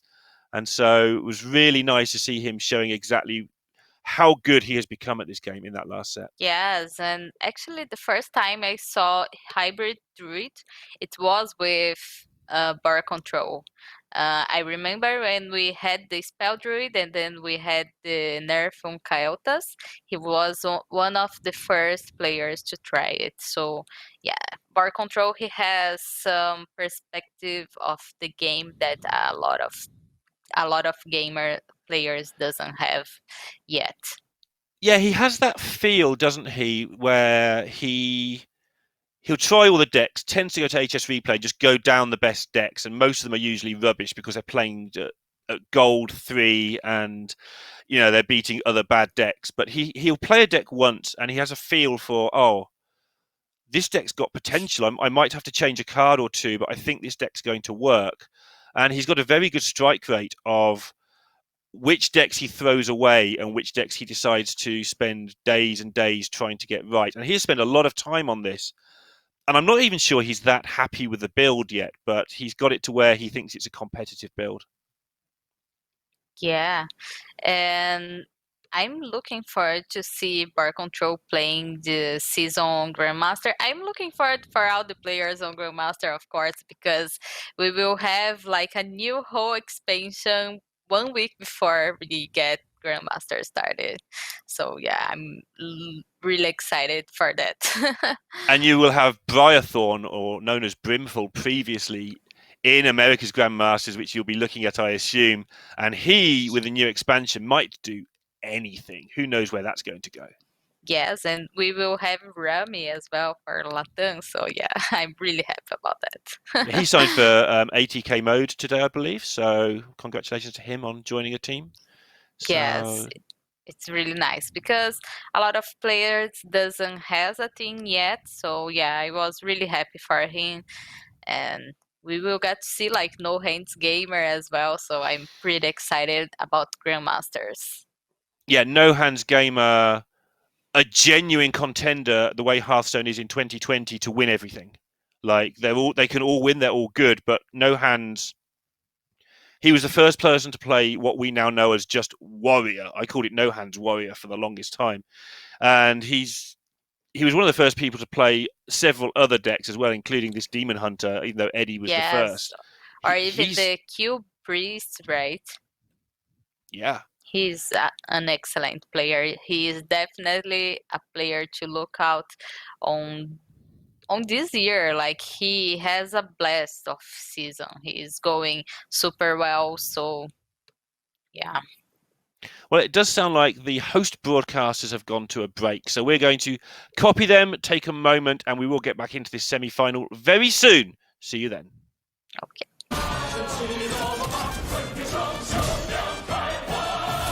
但专机速不要得到处乱逛。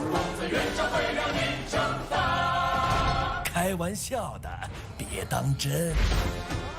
你要正直诚实，永远不负光，动力血液是我的家。嘿，嘿，我爱他。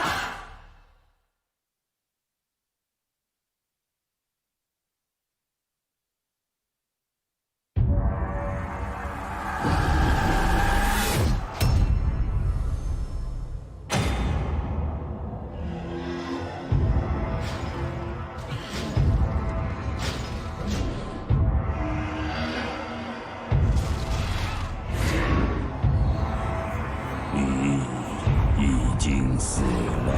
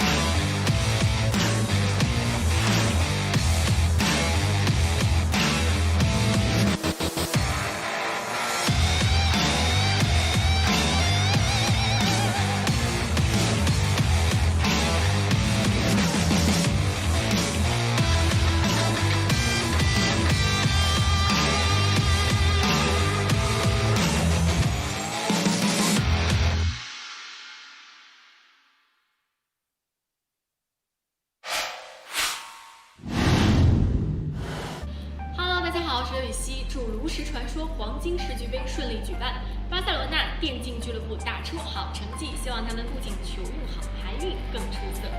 巴塞罗那不只是一家俱乐部 ，Barcelona more than a club。Salut, c'est Antoine Griezmann, joueur du FC Barcelone, et j'encourage notre équipe française Hearthstone qui va faire la compétition Gold Cup World Cup le 27 juillet. Un petit coucou à tous nos amis chinois.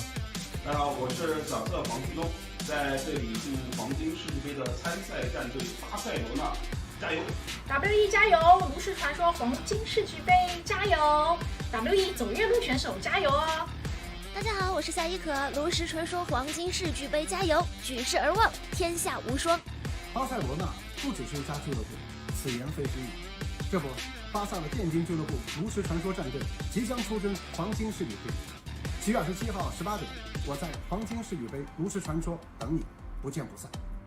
Hello， 大家好，我是娇娇，祝7月27日黄金世俱杯顺利举办。祝7月27日炉石传说黄金世俱杯顺利举办。黄金世俱杯巨世无双，希望咱们中国的国服的俱乐部能够有好的发挥。希望国服俱乐部能够发挥出色，夺得冠军。宣扬炉石加油！宣扬炉石加油！黄金世俱杯巨世无双 ，WE 加油！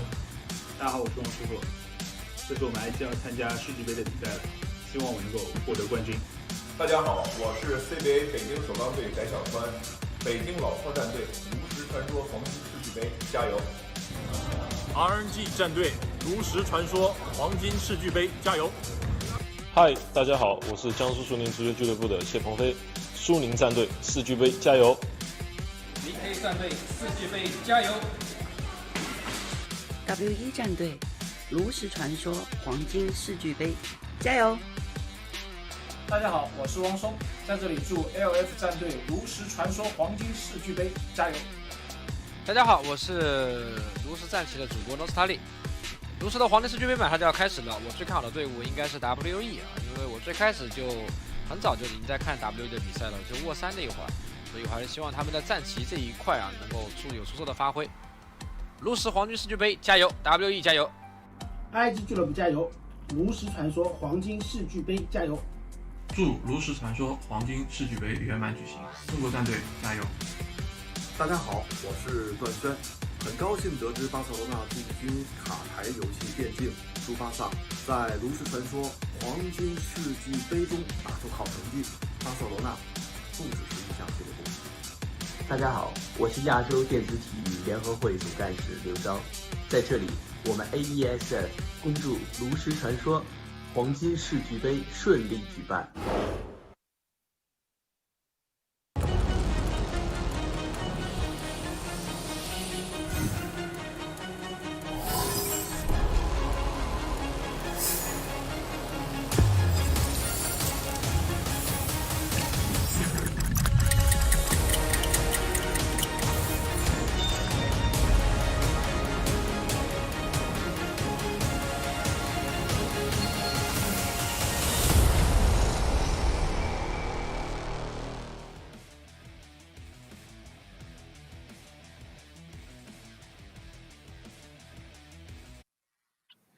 And we are back to the semi-final.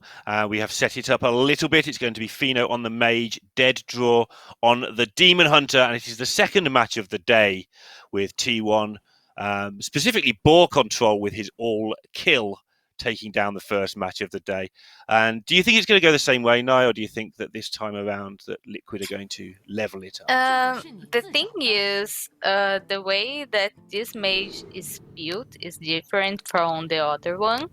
The other one, we had the ooze, we have a lot of more taunts, and here is an anti-aggro mage, let me say it that way.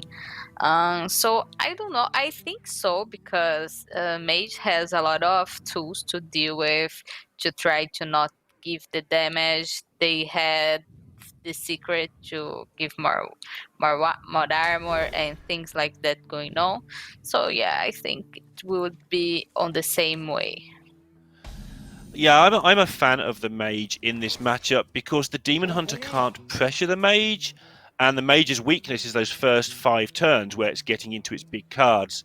And the Demon Hunter can't really take advantage of those first 5 turns by putting any pressure on. So sometimes you'll see a Merctherodon try and get it done, but without that in hand, there's going to be no damage at all done until Fino's ready to go. Yes, and the spectral side is not in the right side of the hand. So I think that draw will have like some fast turns here, and then Volpera, and then start to draw the cards.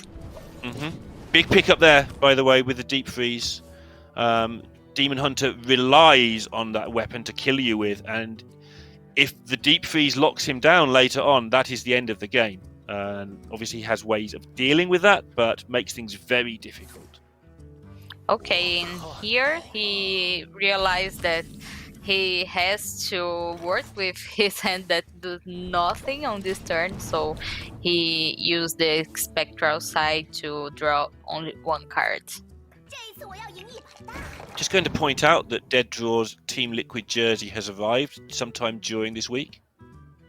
Don't think he had it at the start of the week. Yeah. That's how new to the team he is. That's true. Okay, he went with the mysterious choice, if I'm not wrong here. And Tails Nova can really make some work on with some more Artificer. Yeah, could definitely clear that board that I was worried about for the deep freeze. So we may see Dead Draw hold onto that for a long time. It's Fino's job to try and get all these removal cards out of Dead Draw's hand so that the deep freeze takes over the game if Dead Draw's out of removal at that point. Yes, and here the hand of Fino is looking good because he has the Mana Saber to put the deep freeze earlier with the Dragon Caster if he draws a dragon. Yeah. He has now, I think he is afraid of the Magdegton. Because of this, he didn't went with the Mana Saber. and of course to protect his face from the Vulpera's damage. Yeah, the damage is done, and when it's done, it stays. There is a Cartoot, but that's the only healing in the deck, and like you said, there is the Ice Barrier, but not a lot else to help, so... Fino... Oh, that's a really good pickup, sorry, just to cut myself off here. Just ping Doomsayer. Yes, but he has to be careful about that because of the Macteridon. Oh, yeah. Yeah, that's no fun at all. But that draw doesn't have it for Lucky of Fino. Yeah, and it's so annoying when your opponent like does that and you don't have the way to punish it. But it wasn't turn 4, and Dead Draw may have played it on turn 4. Oh, one more mana needed. And here, like, Fino has some curve to work, like he has the Frost Nova, but this is it. Like, he would like freeze Macteridon just for one turn, and then he would not have the mana to make the deep freeze yet. Yeah, so I'm actually curious to see if Fino actually thought about it on the last turn. Yeah, it's hard to know. I don't think he can go for the deep freeze yet. He hasn't got rid of any of the removal spells. He may end up having to go for it, but he'd rather have more things sort of being killed before going for it than he has. But he's actually running out of options. We may see a Pilgrim just try and hit the famous Fino box. Yes. And here, that draw is putting some damage on the Fino's face. And this is good for Fino because he has the Cartoot Defender. Oh, now he has a draw, a dragon on the head. Easy game. Has to go for this now to slow down the 12-12, put that pressure. Back on Dead Draw, who has used that Chaos Nova. Yes, he doesn't have a way to deal with. Or no, he hasn't. He can go with Moarg and Ibing, but only for one.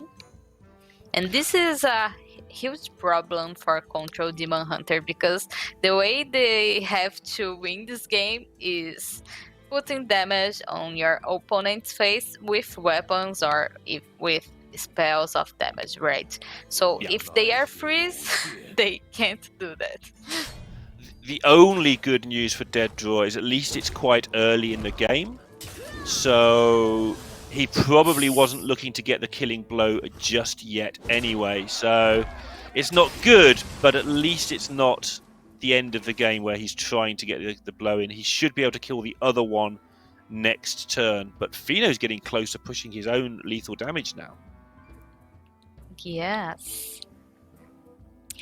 Fino has Zephyrs, but I think he can hold him. Like, he has Nova for one more turn. He has Cartoon Defender. He has a way to freeze that draws face. Or he can go with... Because Zephyrs here only gives, like, I think, ways to deal with the 12-12. Yeah, he could play the Cartoot first, then the Zephyrus, and maybe he'll get a Tyrion out of it. Maybe he's thinking about that. And a Tyrion would just be really irritating for Dead Draw because of the damage that he's taking. Yes, but Dead Draw has some ways to heal, so I don't think that is a real problem for him. Okay. That shot. Okay. And amusing me, he got offered the Swampoos, which nobody can ever get offered when they want it, but he didn't want it. Yeah. So here I think that draw has to go with the Moarg and Ibing to take this elemental. Yeah, he's got to get rid of... If he's going to win the game, he's got to kill the elemental very, very soon. Partially because that's how he gets a lot of his health back. Yes. So, does heal pretty much back up. And uses the mana burn because there's a lot of things that cost 8. Well, there's several things that cost 8 in Fino's deck, so it's not a bad time to use it right now. Yes. And he tried to keep Taunus to give him a draw card. And on the next turn, we have Reno, and Fino already have the Reno here. So it is a thing to look out. Yes, it's pretty annoying, this mana burn for Fino, because he wanted to put the Cartut and maybe ping on the Moarg plus the Zephyr straight, but here he doesn't have like a nice way to deal with. Yeah, this is where the good players just know when to do these things. Like, he's made this turn really difficult for Fino with mana burn. If I play mana burn, they just do what they were going to do anyway because I play it at the wrong time. But the top players always seem to get the maximum use out of it. They can see the opponent's hand almost. Yes. Okay, Volpera. Another Dance of Blades. It goes with the draws. The Zephyrs isn't active, but he only has like 8 cards, so pretty soon the Zephyr will be active. Yeah, and I think Fino might be getting worried here. The damage is starting to come together for Dead Draw here. Zephyr's active now. The weapon's been picked up and the Spellkin. I think they needed both of those, so... Yeah.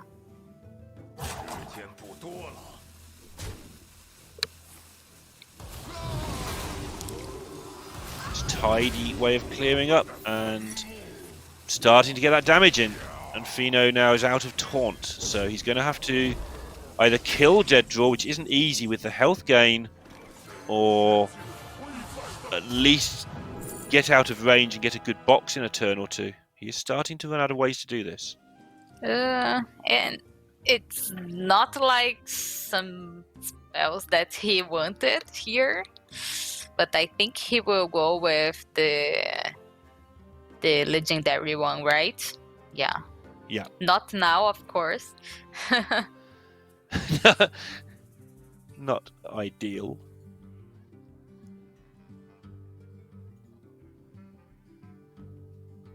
Yes, and well, here he doesn't have anything to do. Okay, he did that because of this spell, of course, to get some hand space and use as much spells as he can. Yeah, that makes sense. He's going to play it next turn, probably. He's told Dead Draw what he's got. If Dead Draw can work that out, because there's no other reason to make the hand space, except maybe if we're going to play a box. But if he was going to play a box, he would have played it this turn. So, Dead Draw is a little bit confused there, but he'll get there, I think.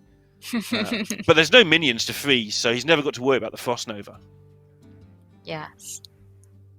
Only a Cobalt or something like that, or something from Zephyrs, but for that way, Fino already has the amazing Reno, so it's not like a big deal. And here the Silence will draw another card and silence the Calecos, of course. Yeah, it's really important, or potentially really important. Down to 4 cards in the deck, so he has got basically everything he needs now. Yes, that draw has like a lot of damage going on his hand, but I'm not sure if he has like the time to do everything before Fino gets the control of the board. From Fino's side, we see that he doesn't have like a way to Okay, now he has. Yeah, now he has a way to do damage, right? That's a lot of damage. Yes, but that draw, he has the dance blades. Yeah. So he can like clear this board pretty easily. And the good thing for the Demon Hunter here is he knows he doesn't have to kill many boards to win. It's not like he's got to save that removal. If he can use it for damage and remove a board, that is just perfect. Yeah.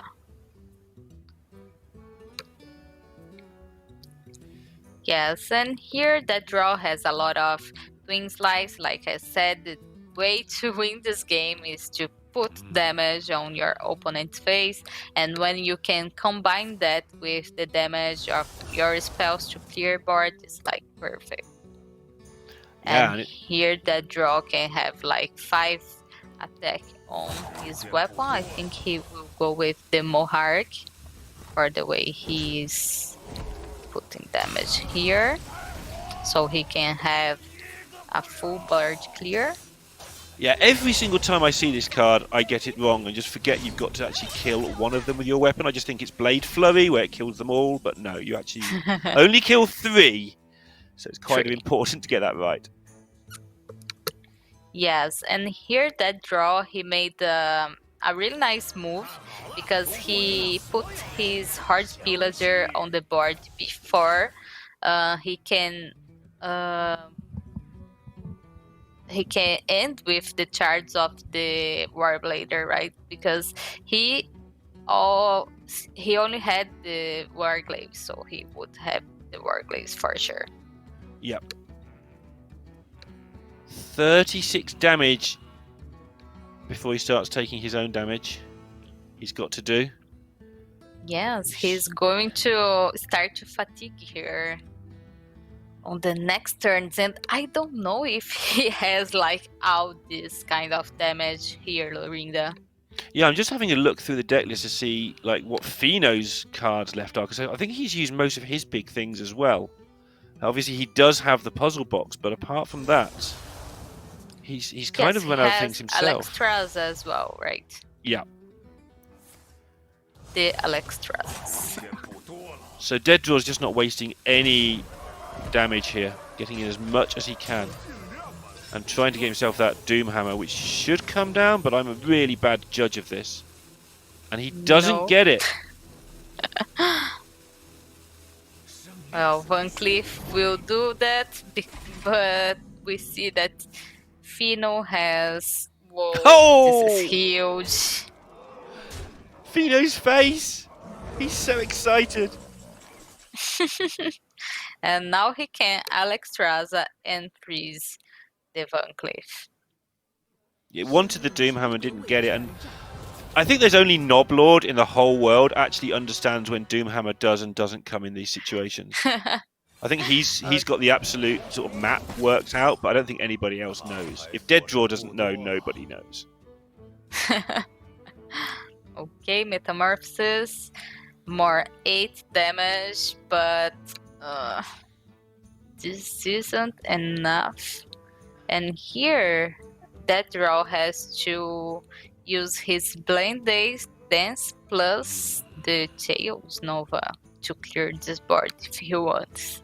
Yeah, and if he doesn't, remember, Fino still has that evocation that he took a while ago, and that should find the lethal damage available. Yes, and Dead Draw knows that Fino has another 2 dragons on his hand, so he have to be really cool about these clears. But if he will die very soon, so he has to clear this board. Yeah.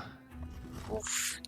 But he's also not gaining that much health here.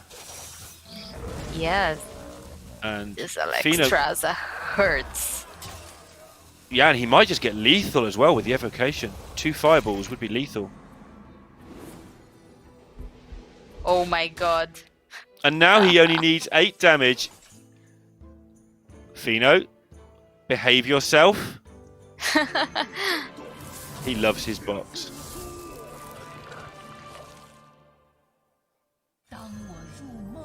So, like missiles plus fireball. Oh.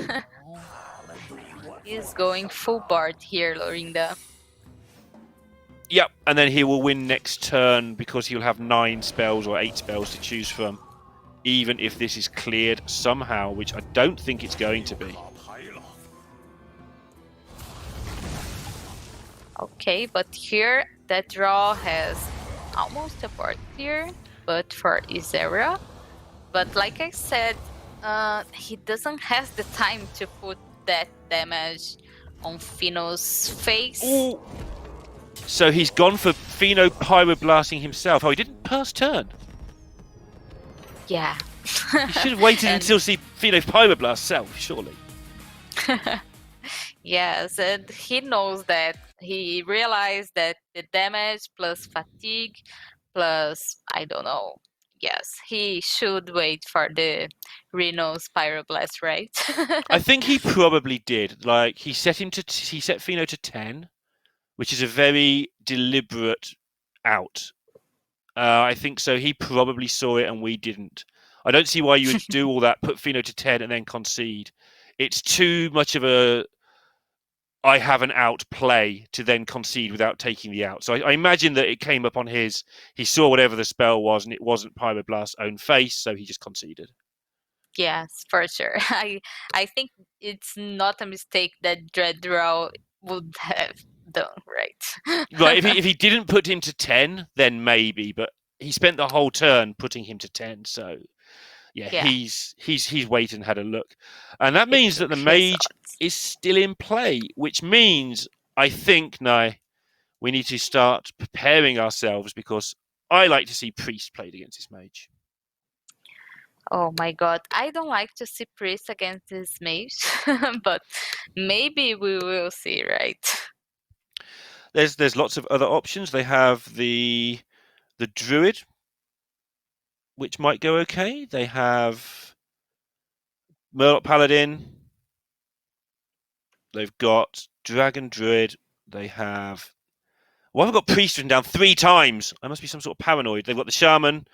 So maybe Shaman or Paladin actually against Mage isn't so bad because the Mage has very little removal early on. Okay, so maybe we will see either a Mage Mirror or we will see like against Priest, it's pretty fine. We know that. We already saw this matchup a lot of times.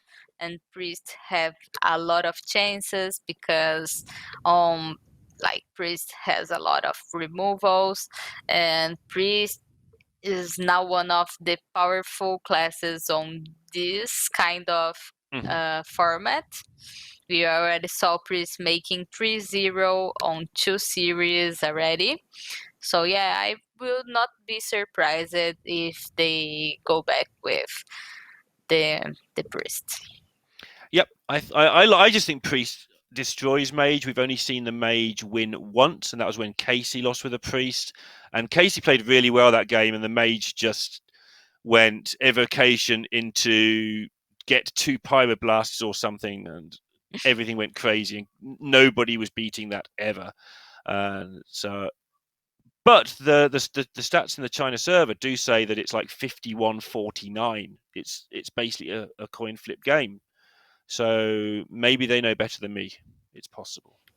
Yes, let's see if they will believe on China's ladder status, because one thing that I think is really nice to watch out is like the way the deck lists are built.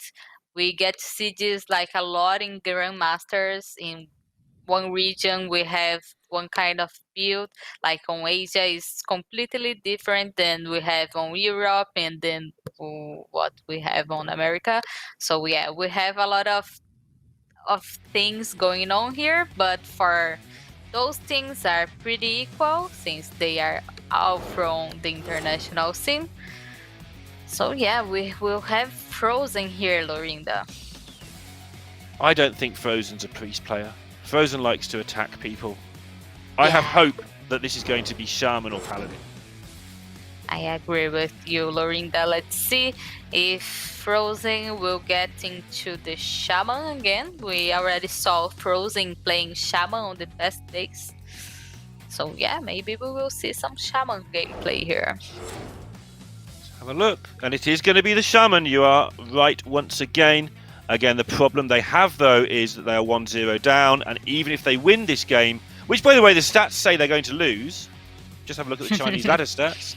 But if they win this, and I would expect they do, the problem is, as we keep saying, then you've got Shaman in play. And T1 will get a chance to counter that. So 2 chances here for T1 to get into a fantastic spot.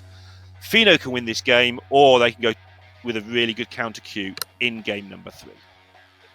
Yes, but I think for Shaman to beat Mage, I agree with the status of this matchup.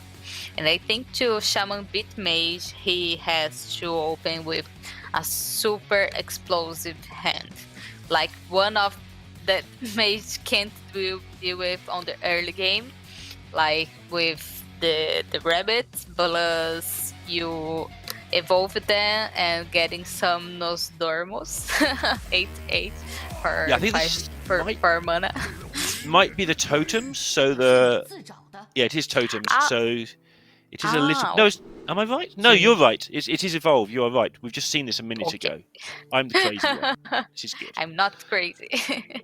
Fino does get the Doomsayer and the 3-drop. He might keep both of these. Yes, he kept his all hand, and I agree.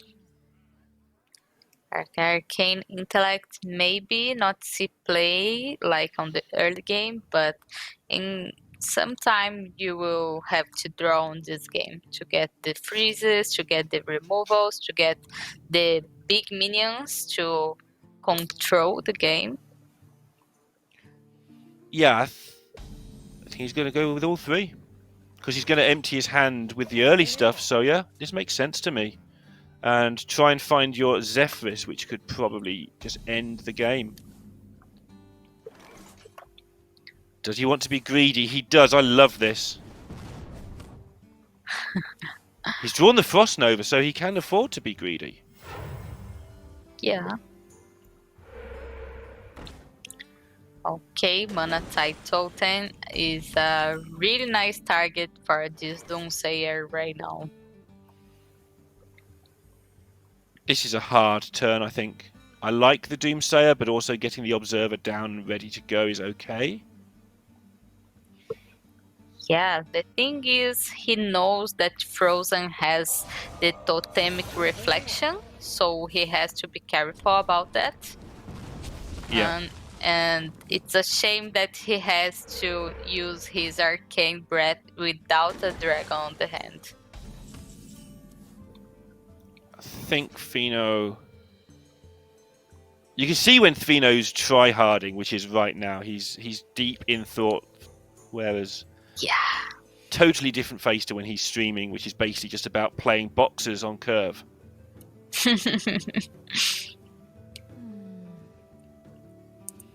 Yes, and here Fino thinking a lot, because mainly on the 4th turn of the Shaman, they has the rabbits, or they either have the Maniac, which we are seeing on Frozen's hand. Yeah, Fino's got to work out what he has seen and what he thinks Frozen's doing before he makes his choice. It's a very, very tough choice here.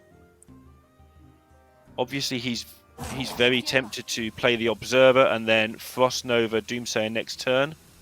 But the longer you wait, the more cards this Totem draws as well. And you don't want to give the Shaman value as well as tempo. Then you're winning on no fronts. Yes, but seems like he's going to give Frozen some draws here. And this was the one I was talking about. Like, Frozen already have the weapon to evolve all the minions. So if Frozen can... He likes to go greedy here. He goes with the rabbit, but he has to be careful because of this imprisoned, of course, and it's turn for the rolling fireball as well. Yeah, Frozen. So this way, yes, this way he plays against both of his cards. Yeah, he's just taking his time. Oof. Take your time, Fino. Think about it. No, this is obviously quite a good play, so he's not going to mess around, but... Yes, I think this was one of the best cards to draw right now. For sure. Rusted Raider. When she goes to the board, she has 5 attack and she has rush, and then she lost the attack. And Frozen has just accumulated so much value, but he is going to have to hurry up and turn that value into some board presence. Otherwise, Fino will get towards those really good 8 to 10 mana turns. So I think Frozen needs to find a way to push the button now and get on with it.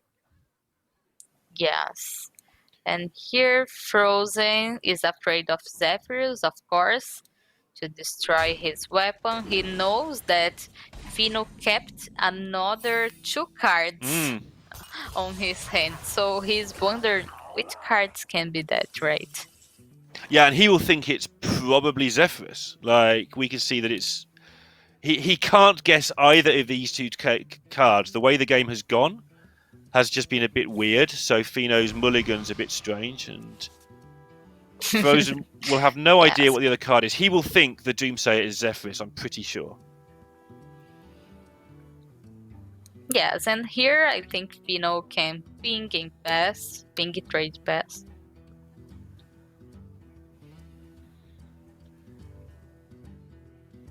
Now, the weird thing here is the totem has done so much damage. Yeah, he doesn't care about the card draw anymore. It's kind of got too far for that. Ooh. Fino nods his head, yeah. Thumbs up, Fino. He was feeling Galacron coming. So much value that's gone for the Shaman. Just those repeated minions and so on. As on top of the weapon, everything that Galacron stands for.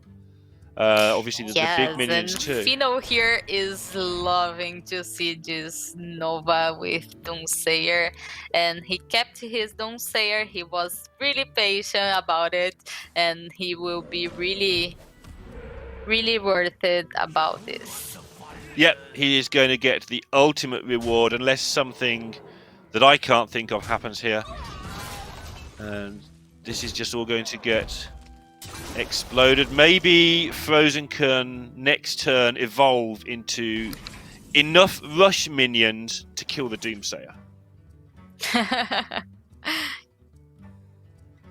That's going to be the play, right? You're going to attack into the Doomsayer and hope you get some rush and try and kill it that way. I don't know if you want to go all-in with this weapon. And the thing is, here Frozen does even have like a way to put minions on the board to try to make a trade on the Doomsayer. So Fino recognizes that, and he knows that Frozen doesn't have a way to get off his board. He has one space, but it's not enough, of course. So Frozen has to choose whether to just give this up and keep his weapon, which makes sense, but it's slow. It's going into Fino's turn 8, which is where the mage starts to have their power turns, or whether he wants to take a chance. He'll know some of the evolve odds, I should think. Attack into the Doomsayer and see if he gets something that can finish it. Yes, and here Fino, he made really well this turn, because if Frozen has on his hand like Corrupted Elementalist and a board space here, he could... Ooh! The Elemental can go. This is huge, Lorinda. He went for that, and he has Hush. Unbelievable. But he would have had another couple of evolves at chance as well, but he went for it and he got it. And now Fino's got a big problem on his hands, and that was the problem with waiting for Doomsayer. The upside was he had a good chance. The downside was this was always a possibility. Yes, and here Fino will have to go with the Deep Freeze, but I don't know if he will survive from that. Of course, he has the Flame Ward, the secret who gives damage, 3 damage in area, but the first minion who attacks will get the damage. Yeah. So yeah, it's a lot of damage here. And obviously there's a lot of reload for Frozen available too. Okay. He's hanging in there.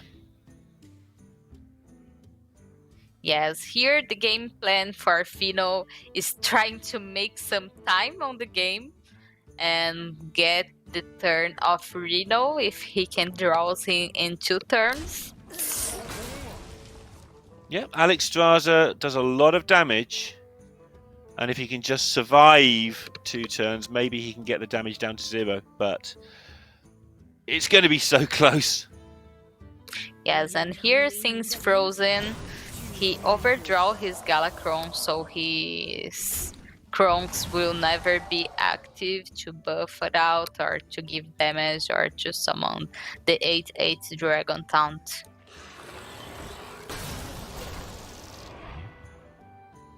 Okay, well, they both survive the secret now as well. Reno is not that good. He's not going to shoot the dragon 10 times. Sorry, Reno fans. Yes, I think this is it, Lorinda. I think we are looking for a tie here. Or he can freeze and he's still alive, maybe? So Siamat with Rush and Wind Fury can help get rid of 2 minions. Remember, the secret is up. I don't think he dies next turn, but I don't think it really gives him anything to do. Chance. Yes. No, I think he has to freeze here. And he has 8.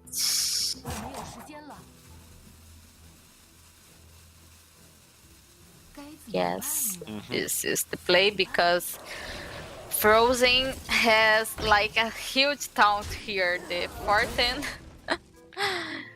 Yeah, this is really difficult, but I don't even have sure card does. Do you? I have no idea. I am the worst Okay. person in the world for cards. I've never understood what cards do, which is great because it's, you know, just a fairly small part of my job to know how the game works. I'm trying to find out what it's called now, right now.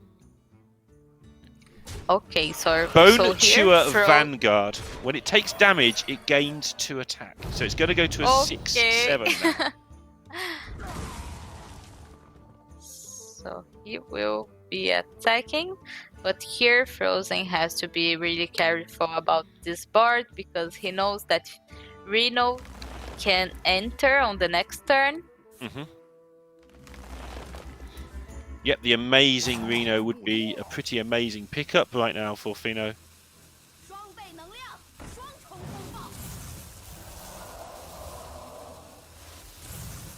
Okay, the Elementalist going to the board, make some trades for him and put a lot of damage on his face. Which one do you Power pick? of Creation into more cartouches. Yep, that sounds good. Theoretically, he would be alive, right? Yeah, let's go for that. I like that plan. I don't think anything else works, so if nothing else works, you have to try the bad plan. Yeah, he could go with Tiamat, Divine Shield, and Taunt, but any invoke for Frozen side would be lethal. Yeah, it's not exactly looking good for Fino here, but they are 1-0 ahead, and they do get to pick into this Shaman. If he misses on this, I think he will go for that double cartoon. Yeah.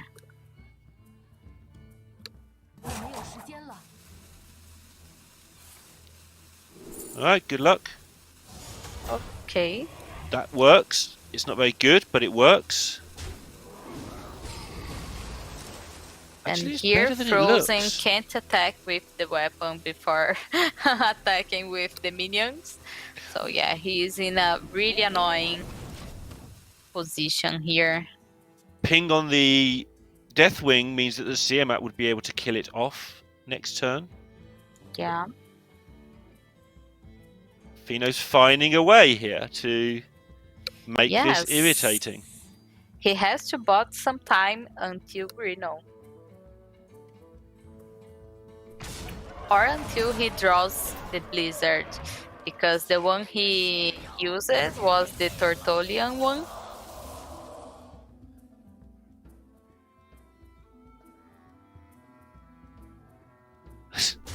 Every turn Fino survives is just a turn nearer to getting a box or something happening, right? Yes. I think we've seen the Blizzard used. That would obviously be rather good now. Okay, making the trades. He trades with the Togwaggle.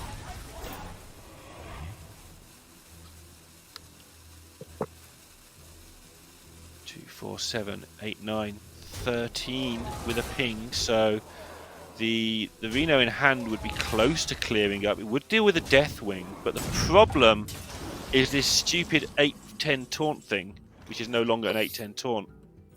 Yeah. That's a lot of health. Here, he can Cartouche, ping, and then freeze 2 minions, and he will heal. He is alive, Lorinda. He's still alive. He's showing that when he wants to, he can play some really good stuff. Frozen, remember, has lost his Galakron, so if somehow Fino does stabilize here, he has a chance to win this game. It's looking like he should never be able to, but because the Shaman can run out of stuff, this might be a game somehow, yeah. Yeah, this is really crazy. Yes, but I think it's a matter, like, this game will be decided on the next turn, I think. If Fino doesn't manage to get Reno or either a Nova, which is not in his deck list, like from Maligos maybe, this will be game. Yeah. Okay. Fino knows what he's got to do.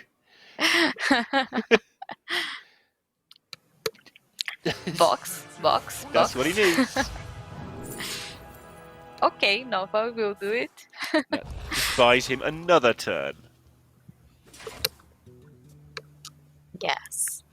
Frozen have some patience here, and he's going with the evil totems to get some lackeys, trying to get, of course, the damaged lackeys.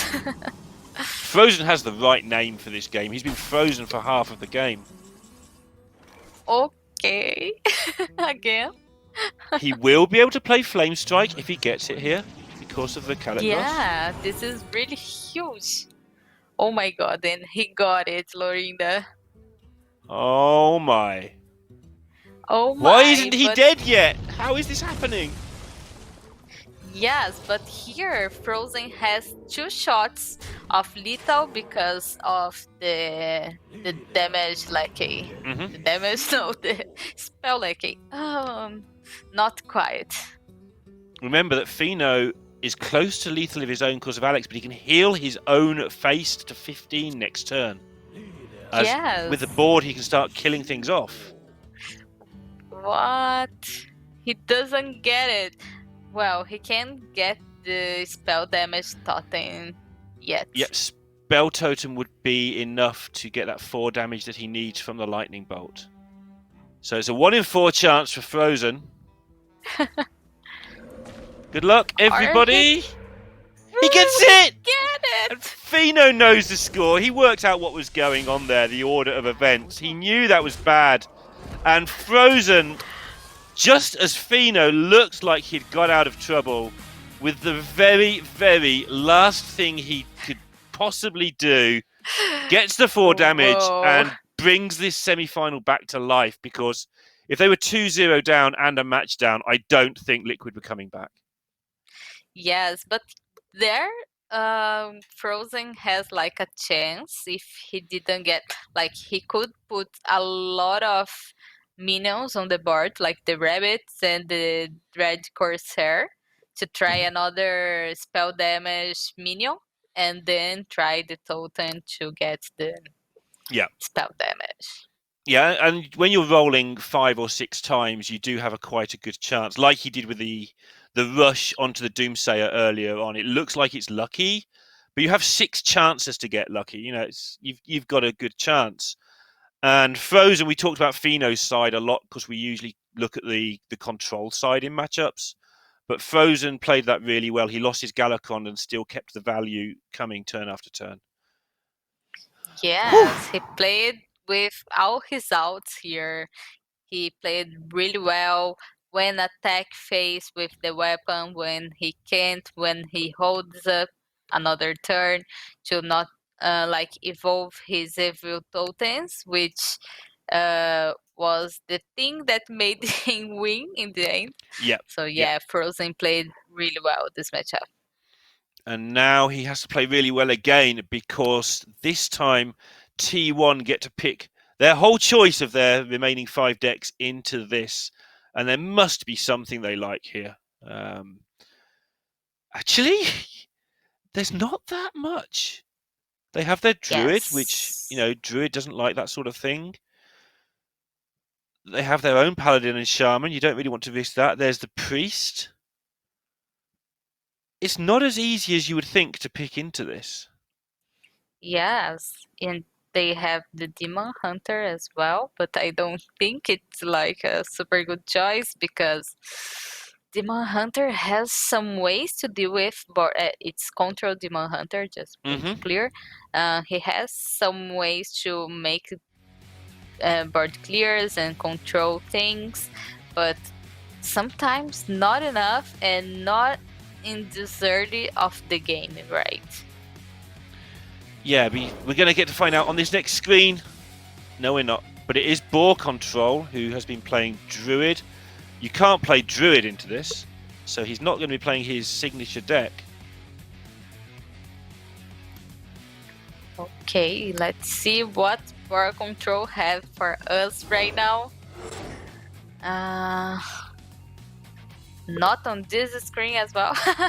Yeah, we should know the order by now. We've been here all week. We're letting the side down. It is Shaman versus Shaman, which we haven't seen forever.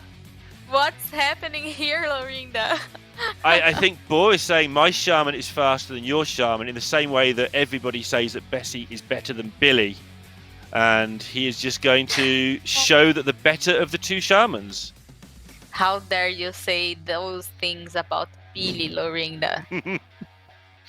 Yeah, I think chat have got the wrong idea about which is the better cat, so I thought I'd put them right. But let's see if he's got the right idea about which is the better Shaman. He's got 3 1-drops in his hand. That's pretty much where he wants to be. Yes, and here, as the Frozen Shaman, do you hold the Mogu? Because we know that board control has a lot of ways as totem shamans to make board, so this Mogu would enter the board like pretty fast, I think. So I would not be surprised to keep this card. Yeah, in the old days, they would have waited here until there was 1 second left on the timer, and if you see board control keep a lot of cards, you keep the Mogu. But now you don't have that advantage, so I think he will keep it blind. I think that's a really good call. Yeah, but the weapon I think is a bit slow. Yeah, I think so too. I think he needs to try and control the early board. I think the Mogu does that. He hasn't got much else that does that. Okay, He's locked he in all kept 3. the weapon as well. Okay. He knows that he has to build his own board and control the board controls board. Does get the hairs, which might end up being useful, but probably not with the hand that Boar's got at the moment.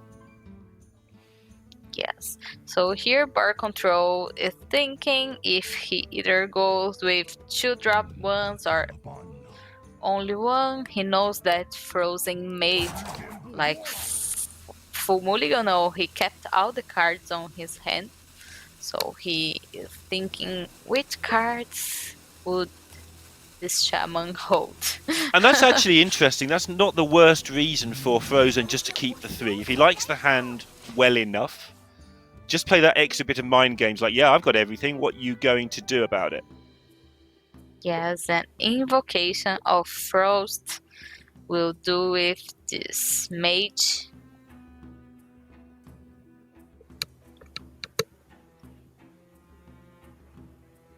Might as well. Oh, I guess he waits one more turn and then he can kill something and freeze something. Freeze. But it might get punished by the beaming sidekick if he goes for that. Yeah.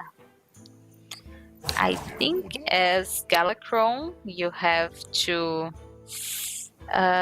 be on control as much as you can. Like, if you can clear the board every turn, you clear the board every turn. Yep, he agrees with you. It's going to be the next turn that becomes very hard for him here. Yes, and here is a really nice pickup for board control, since he already have the totem reflection on the hand, who copies the minion, and if it's a totem, no, he has more life. He gives more life to your minion, and if it is a totem, he copies the totem. Yeah, I didn't realise until this tournament, actually. I always thought it only worked on totems, but you still do get the +2/+2 on anything. I've just seen this deck so little times that I'd forgotten that until earlier this week. Let's do my research. Okay. This is a good draw for Frozen. You can already evolve one of the rabbits.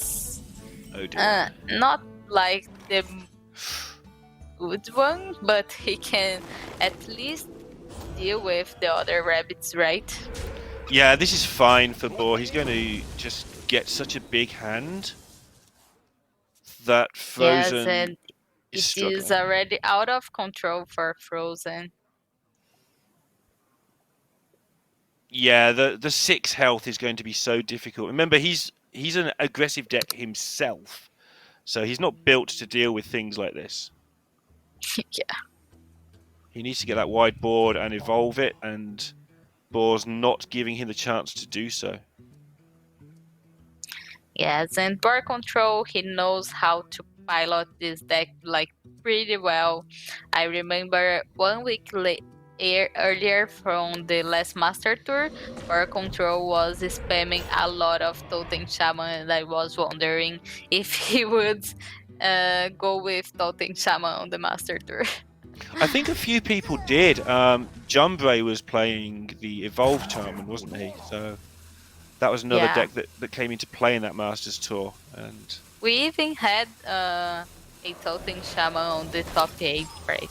yeah, that's Exope, who is commentating with the world champion Lion on this match right now, I noticed.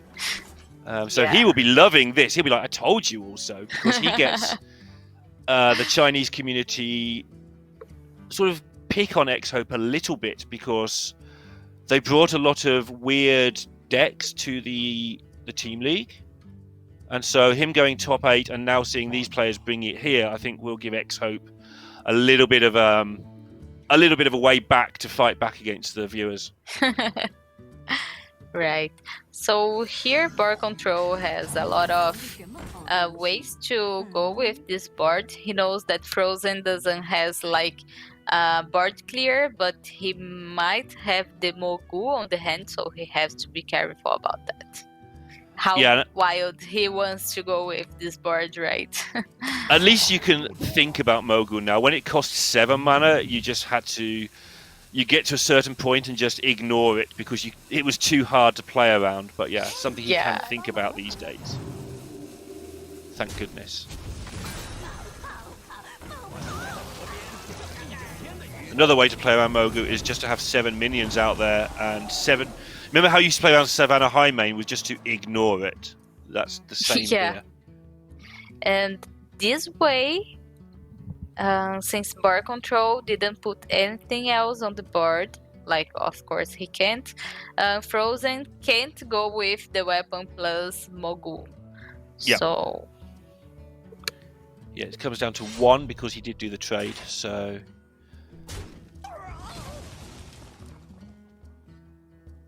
oh, Frozen, what are you going to do? yes, this isn't good, looking good for him, Lorinda. He's got to evolve one thing just to get rid of Nat Pagel? That's not right. But look at this Bloodlust, it's huge. It's 18, 26 damage. Plus he's drawn like so many lackeys. So yeah, Frozen had to kill something there because of the Bloodlust and did so. And now I think Boar should consider playing the Bloodlust. It's a lot of damage. Yes, but here he might wanna trade on the bully because because Frozen already have the weapon and this can go crazy. Like he can make a value trade and then evolve and get a huge taunt. Who knows? Yeah, it's not an easy turn. These are the turns that I think when I was casting with Galen earlier, we were talking about. Boar is just good at this sort of thing where you've really got to picture how the next 3 or 4 turns will follow through. And if you get this turn right, it'll all be very easy. Okay, he's giving the life already for the totems. And he is going all in here, Lorinda. He is not trading anything. Well, it's 25 damage, which puts Frozen down to 3. And he's going to get 2. Yeah, he gets 2 more lackeys, and 1 already was in his hand. This is good. Yeah. And this is good, and this is it. I don't see anything that can help Frozen here.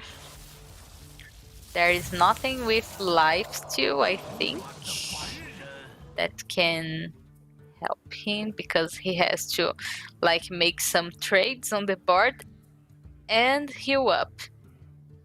So yeah, I don't think so. This will be Boar's 4th win in a row today. And it will put them... I'm keeping an eye on this evolve, but assuming that he wins, put them on match point. They won the first set, and they're 2-1 ahead in this set.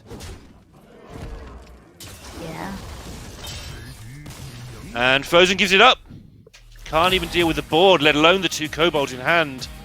And all that Liquid have, really, is their final pick. If they can win this match, they will still have to win another match afterwards as well. So they really have got their work cut out. Yeah, so Team Liquid doesn't have the Mage and the Demon Hunter, right? No, the Mage, no. The Shaman and the Demon Hunter. Yeah, that's right. The Shaman and the Demon Hunter. Yeah, so they have Druid, Mage, yep, Paladin, Priest, and Paladin. So, like you said, like they have to go with a counter for this Shaman and then another deck to win the whole thing. And they are not looking good because T1 already made a point, like they won the first round of this today, so they have to go and they have to win Lorinda if they want to play the 3rd matchup of the day. Yeah, and what do you do? Like if you go for the Paladin or if you go for the Paladin, you've got a chance, but then you've got a Paladin left. That's no use. If they go for a Priest, they'll probably just lose. But maybe if they go for the Priest and they can get Breath of the Infinites and get lucky with a Priest, they're in at least an okay position for Game 5 then. So we might see something that looks bad picked here because it puts them in a better Game 5 position. I think they'll use their full 5 minutes for this decision.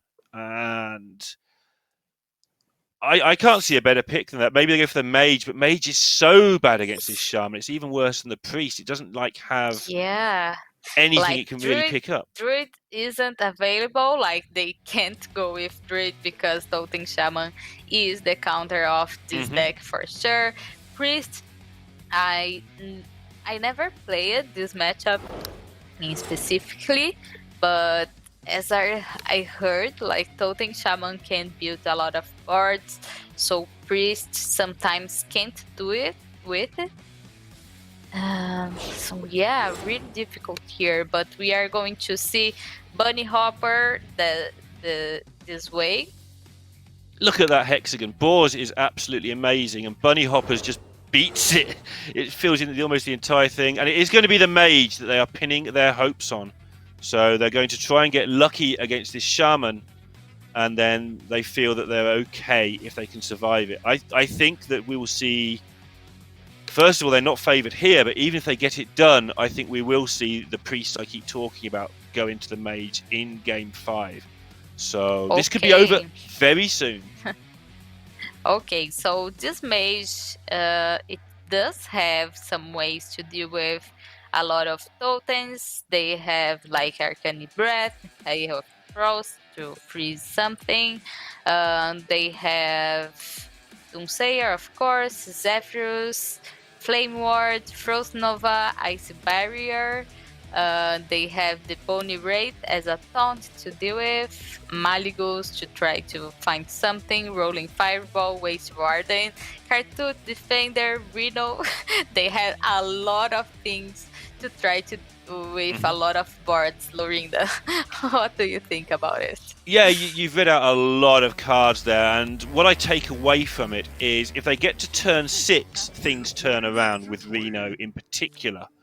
Early on, they need to get the right removal for the job. Obviously, Doomsayer is a big one. But if they do get, if Bunny Hopper is in some sort of shape come turn 6, the game will turn around. Yes. So let's see if they can do it. Here, I think Bunny Hopper has to toss out these cards. Yeah, I think so too. He would love to play something like a Twilight Drake on turn 4, but he might be dead by turn 4 if he's not careful. So has to look for much more rapid removal than this. Yeah.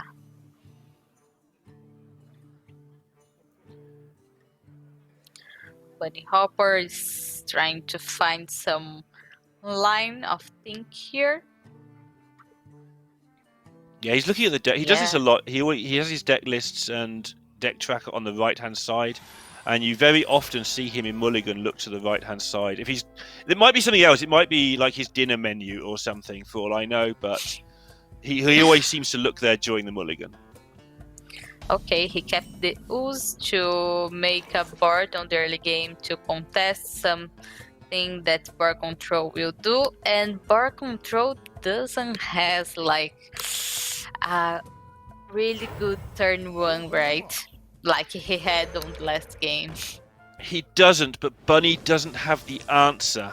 And by not having the answer, if he doesn't draw it now, you look at Boar's face, that says everything you need to know about this turn. It's like, if this survives, he's in such a great position, and if it doesn't survive, he's in such a bad position. Yes, and here if Bunny plays his Ooze, it's really nice because board control already have the answer with this Cobalt Lackey plus the buff. Yeah. Oh, the Cobalt Lackey is so good. It's ridiculous. Yeah.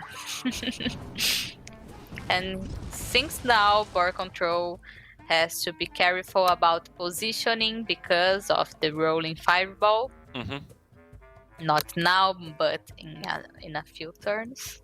Yeah, definitely worth thinking about. And if you're wondering what he's doing here, he doesn't care about the Kobold Lackey. He cares about the repeated value he's going to get from this silly totem. Yeah.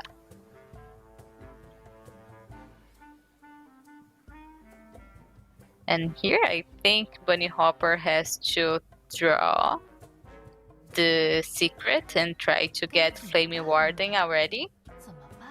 Yeah, and he has no other real good play. It will thin his deck out a little bit too. And that might be important. I think the 1 damage... I mean, it is an extra minion. If he lets all the minions live, they can be evolved and bad things might happen, but... No, they can't. It's totems. He doesn't care about the 1/1. He's fine. Yeah.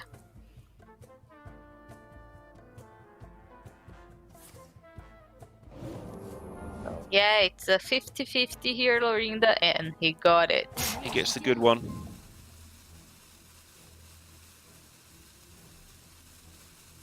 And interesting to see how Boar plays around this. Something Bunny And Hopper let's has see said. if Bunny will pull it, because this board already dies. He knows that board control doesn't has a way to like buff to more than 3 life health, like the other minions than the totem. Yeah, he's being greedy here, Bunny Hopper. So, but Boar control isn't stupid. But I like this way to play, because on this way he tried to bait something for board control, maybe a buff. So he gets more value from the secret. Because he's here, he will not die, and in 2 turns he can roll in fireball something that is threatening more. Yeah, and Boar's got to play a guessing game now. He knows that Bunny Hopper wouldn't play this Flame Ward if it was Flame Ward. He knows it's 50-50. So he's got to put out enough damage that he can force the Flame Ward, but not enough damage that it would ruin his day. And this is a good way of doing it. This is going to replenish cards and challenge Bunny Hopper. Okay, do you want to play your Flame Ward now if you have it? What are you going to do? Yeah.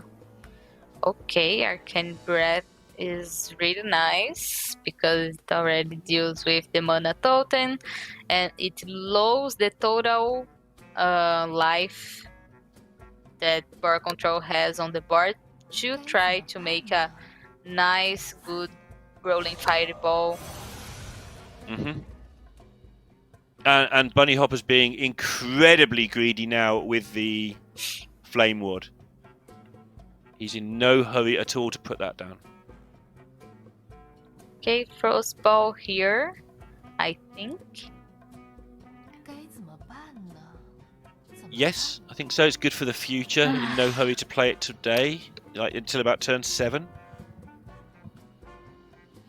Yeah. Yes, but he doesn't have a way to make Maligos active yet. Only if he draws another dragon. Yeah.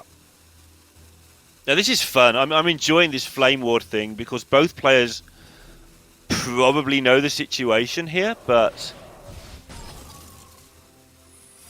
Bunny Hopper just has had enough. He's ready to clear a board. So Board Control knows what it is because there's no reason for Bunny Hopper to bluff. He could have just pinged off one of the minions, but Board Control still might be greedy and just wait one more turn because he can. Yes, he can try to roll a healing totem, but I think this would be way greedier than Bunny Hopper is playing right here.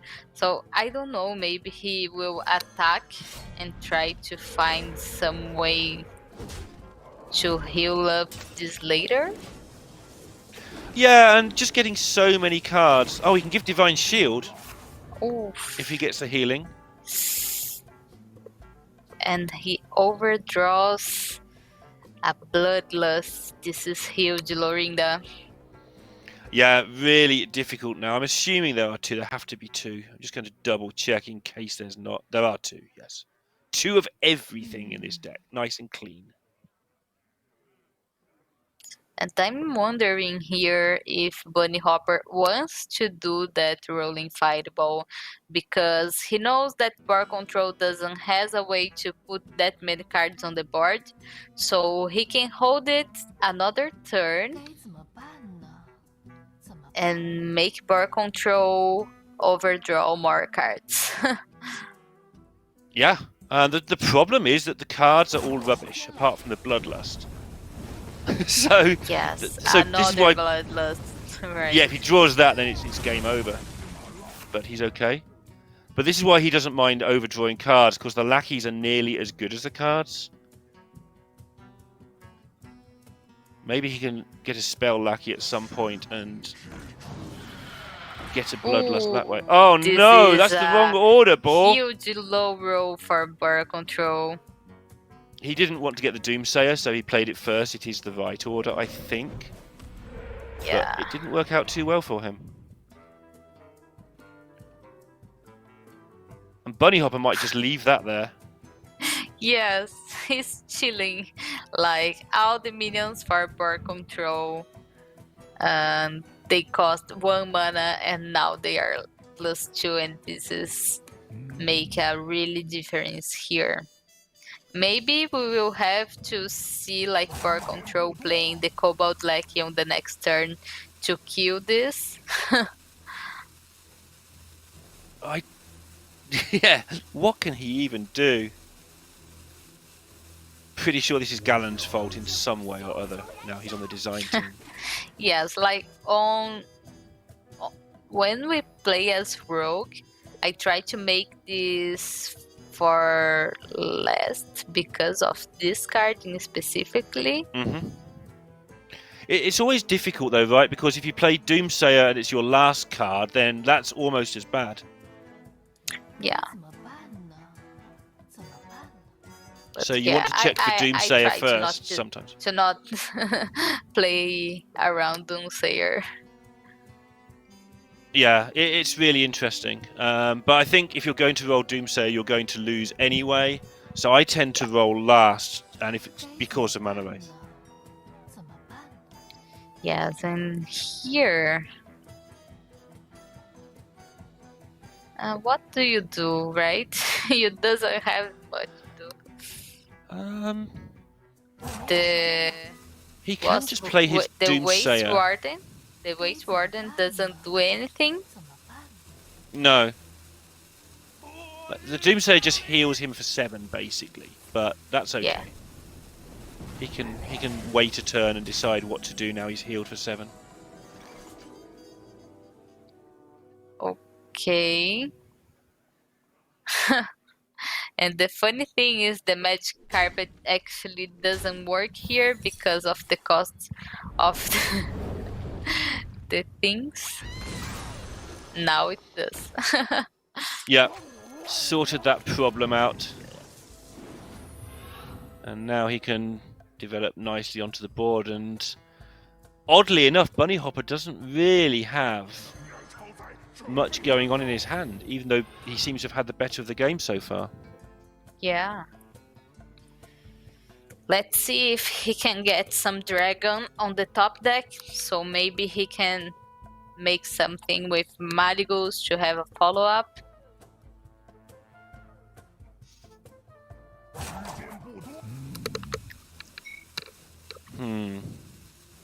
He's taking a while. He's there's enough dragons that he's allowed to hit one pretty soon.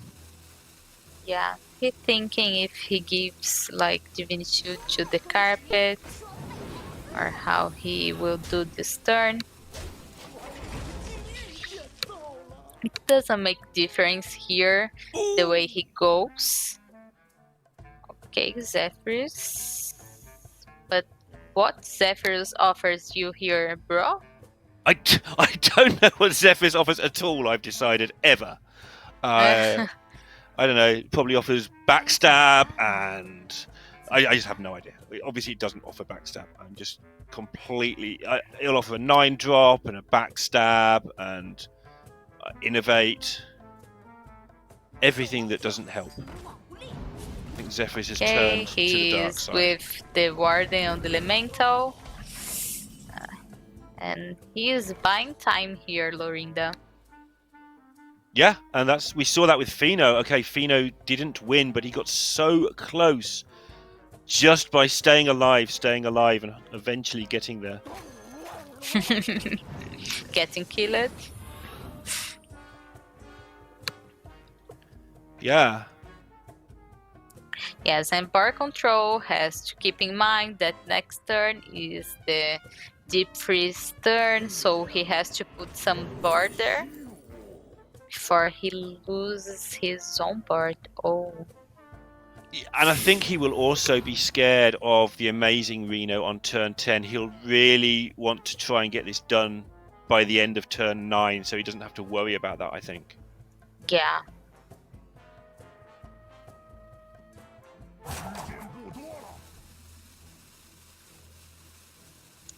Anyone who thinks that playing aggressive decks is easy needs to watch how much pain Boar controls in every single turn here.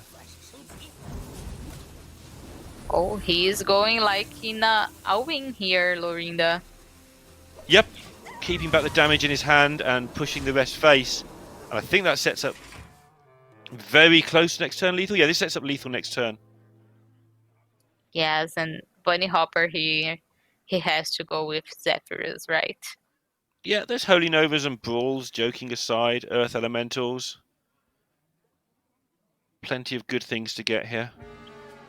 Yes, if it wasn't for the magic carpet, he could go with the 4 mana spells who gives the damage equal to your Shadow Flame? Yeah. Yes, Shadow Flame.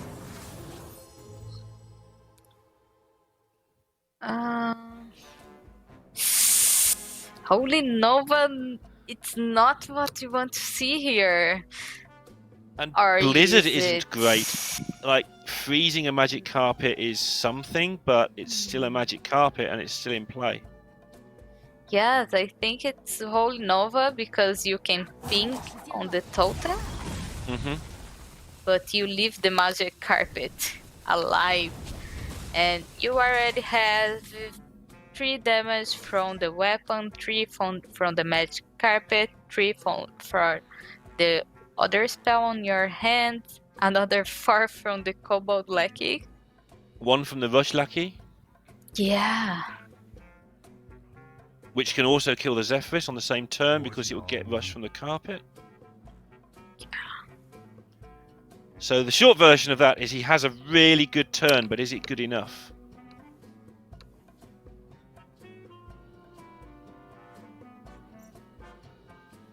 Okay, he's thinking if he wants to go with the totem to see if he can get the damage, the spell damage.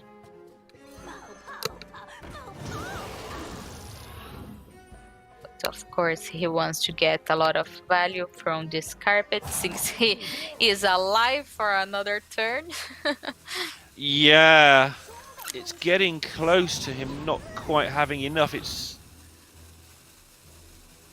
the ice barrier is going to keep Bunny Hopper alive for 1 more turn most likely, but he doesn't really have a way to stop this. Maybe he has to play the power of creation and just get a good roll. Yes, okay, that gives him a plan. 1 turn. Yes, he can't deep freeze here because he is pretty much dead. So yeah, he has to go with barrier and then hope that this box save him. I wonder if this Malygos should be on the board at some point. I know it's not had a dragon, but I don't 2 know 8s if he are pretty had good. the time for this. Maybe not. Maybe not.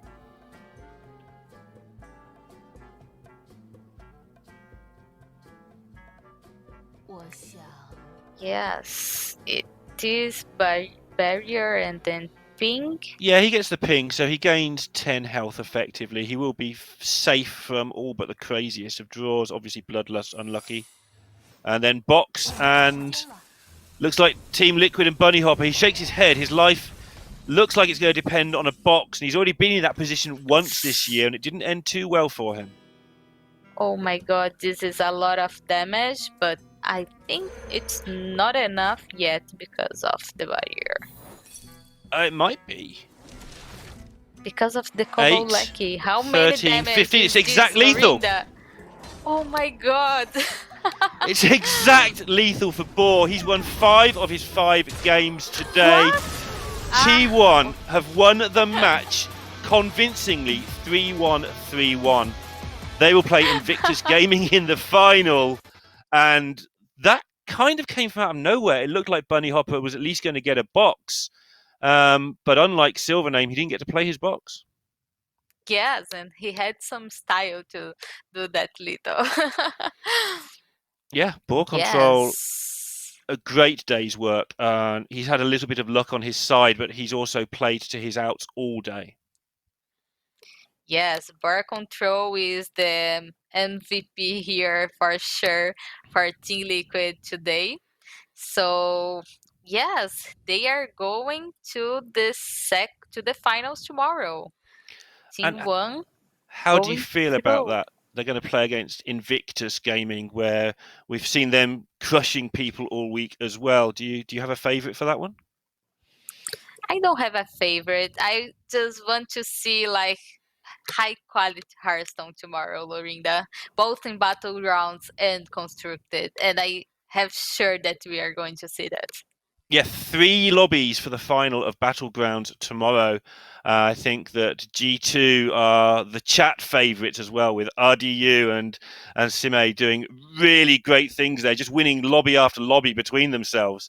I think Radu won 2 and Sime's won 2, or Radu's won 1 and Sime's won 2. They've both won so many lobbies through the week, and they will be a crowd favourite tomorrow. And you're up for that, I believe, tomorrow.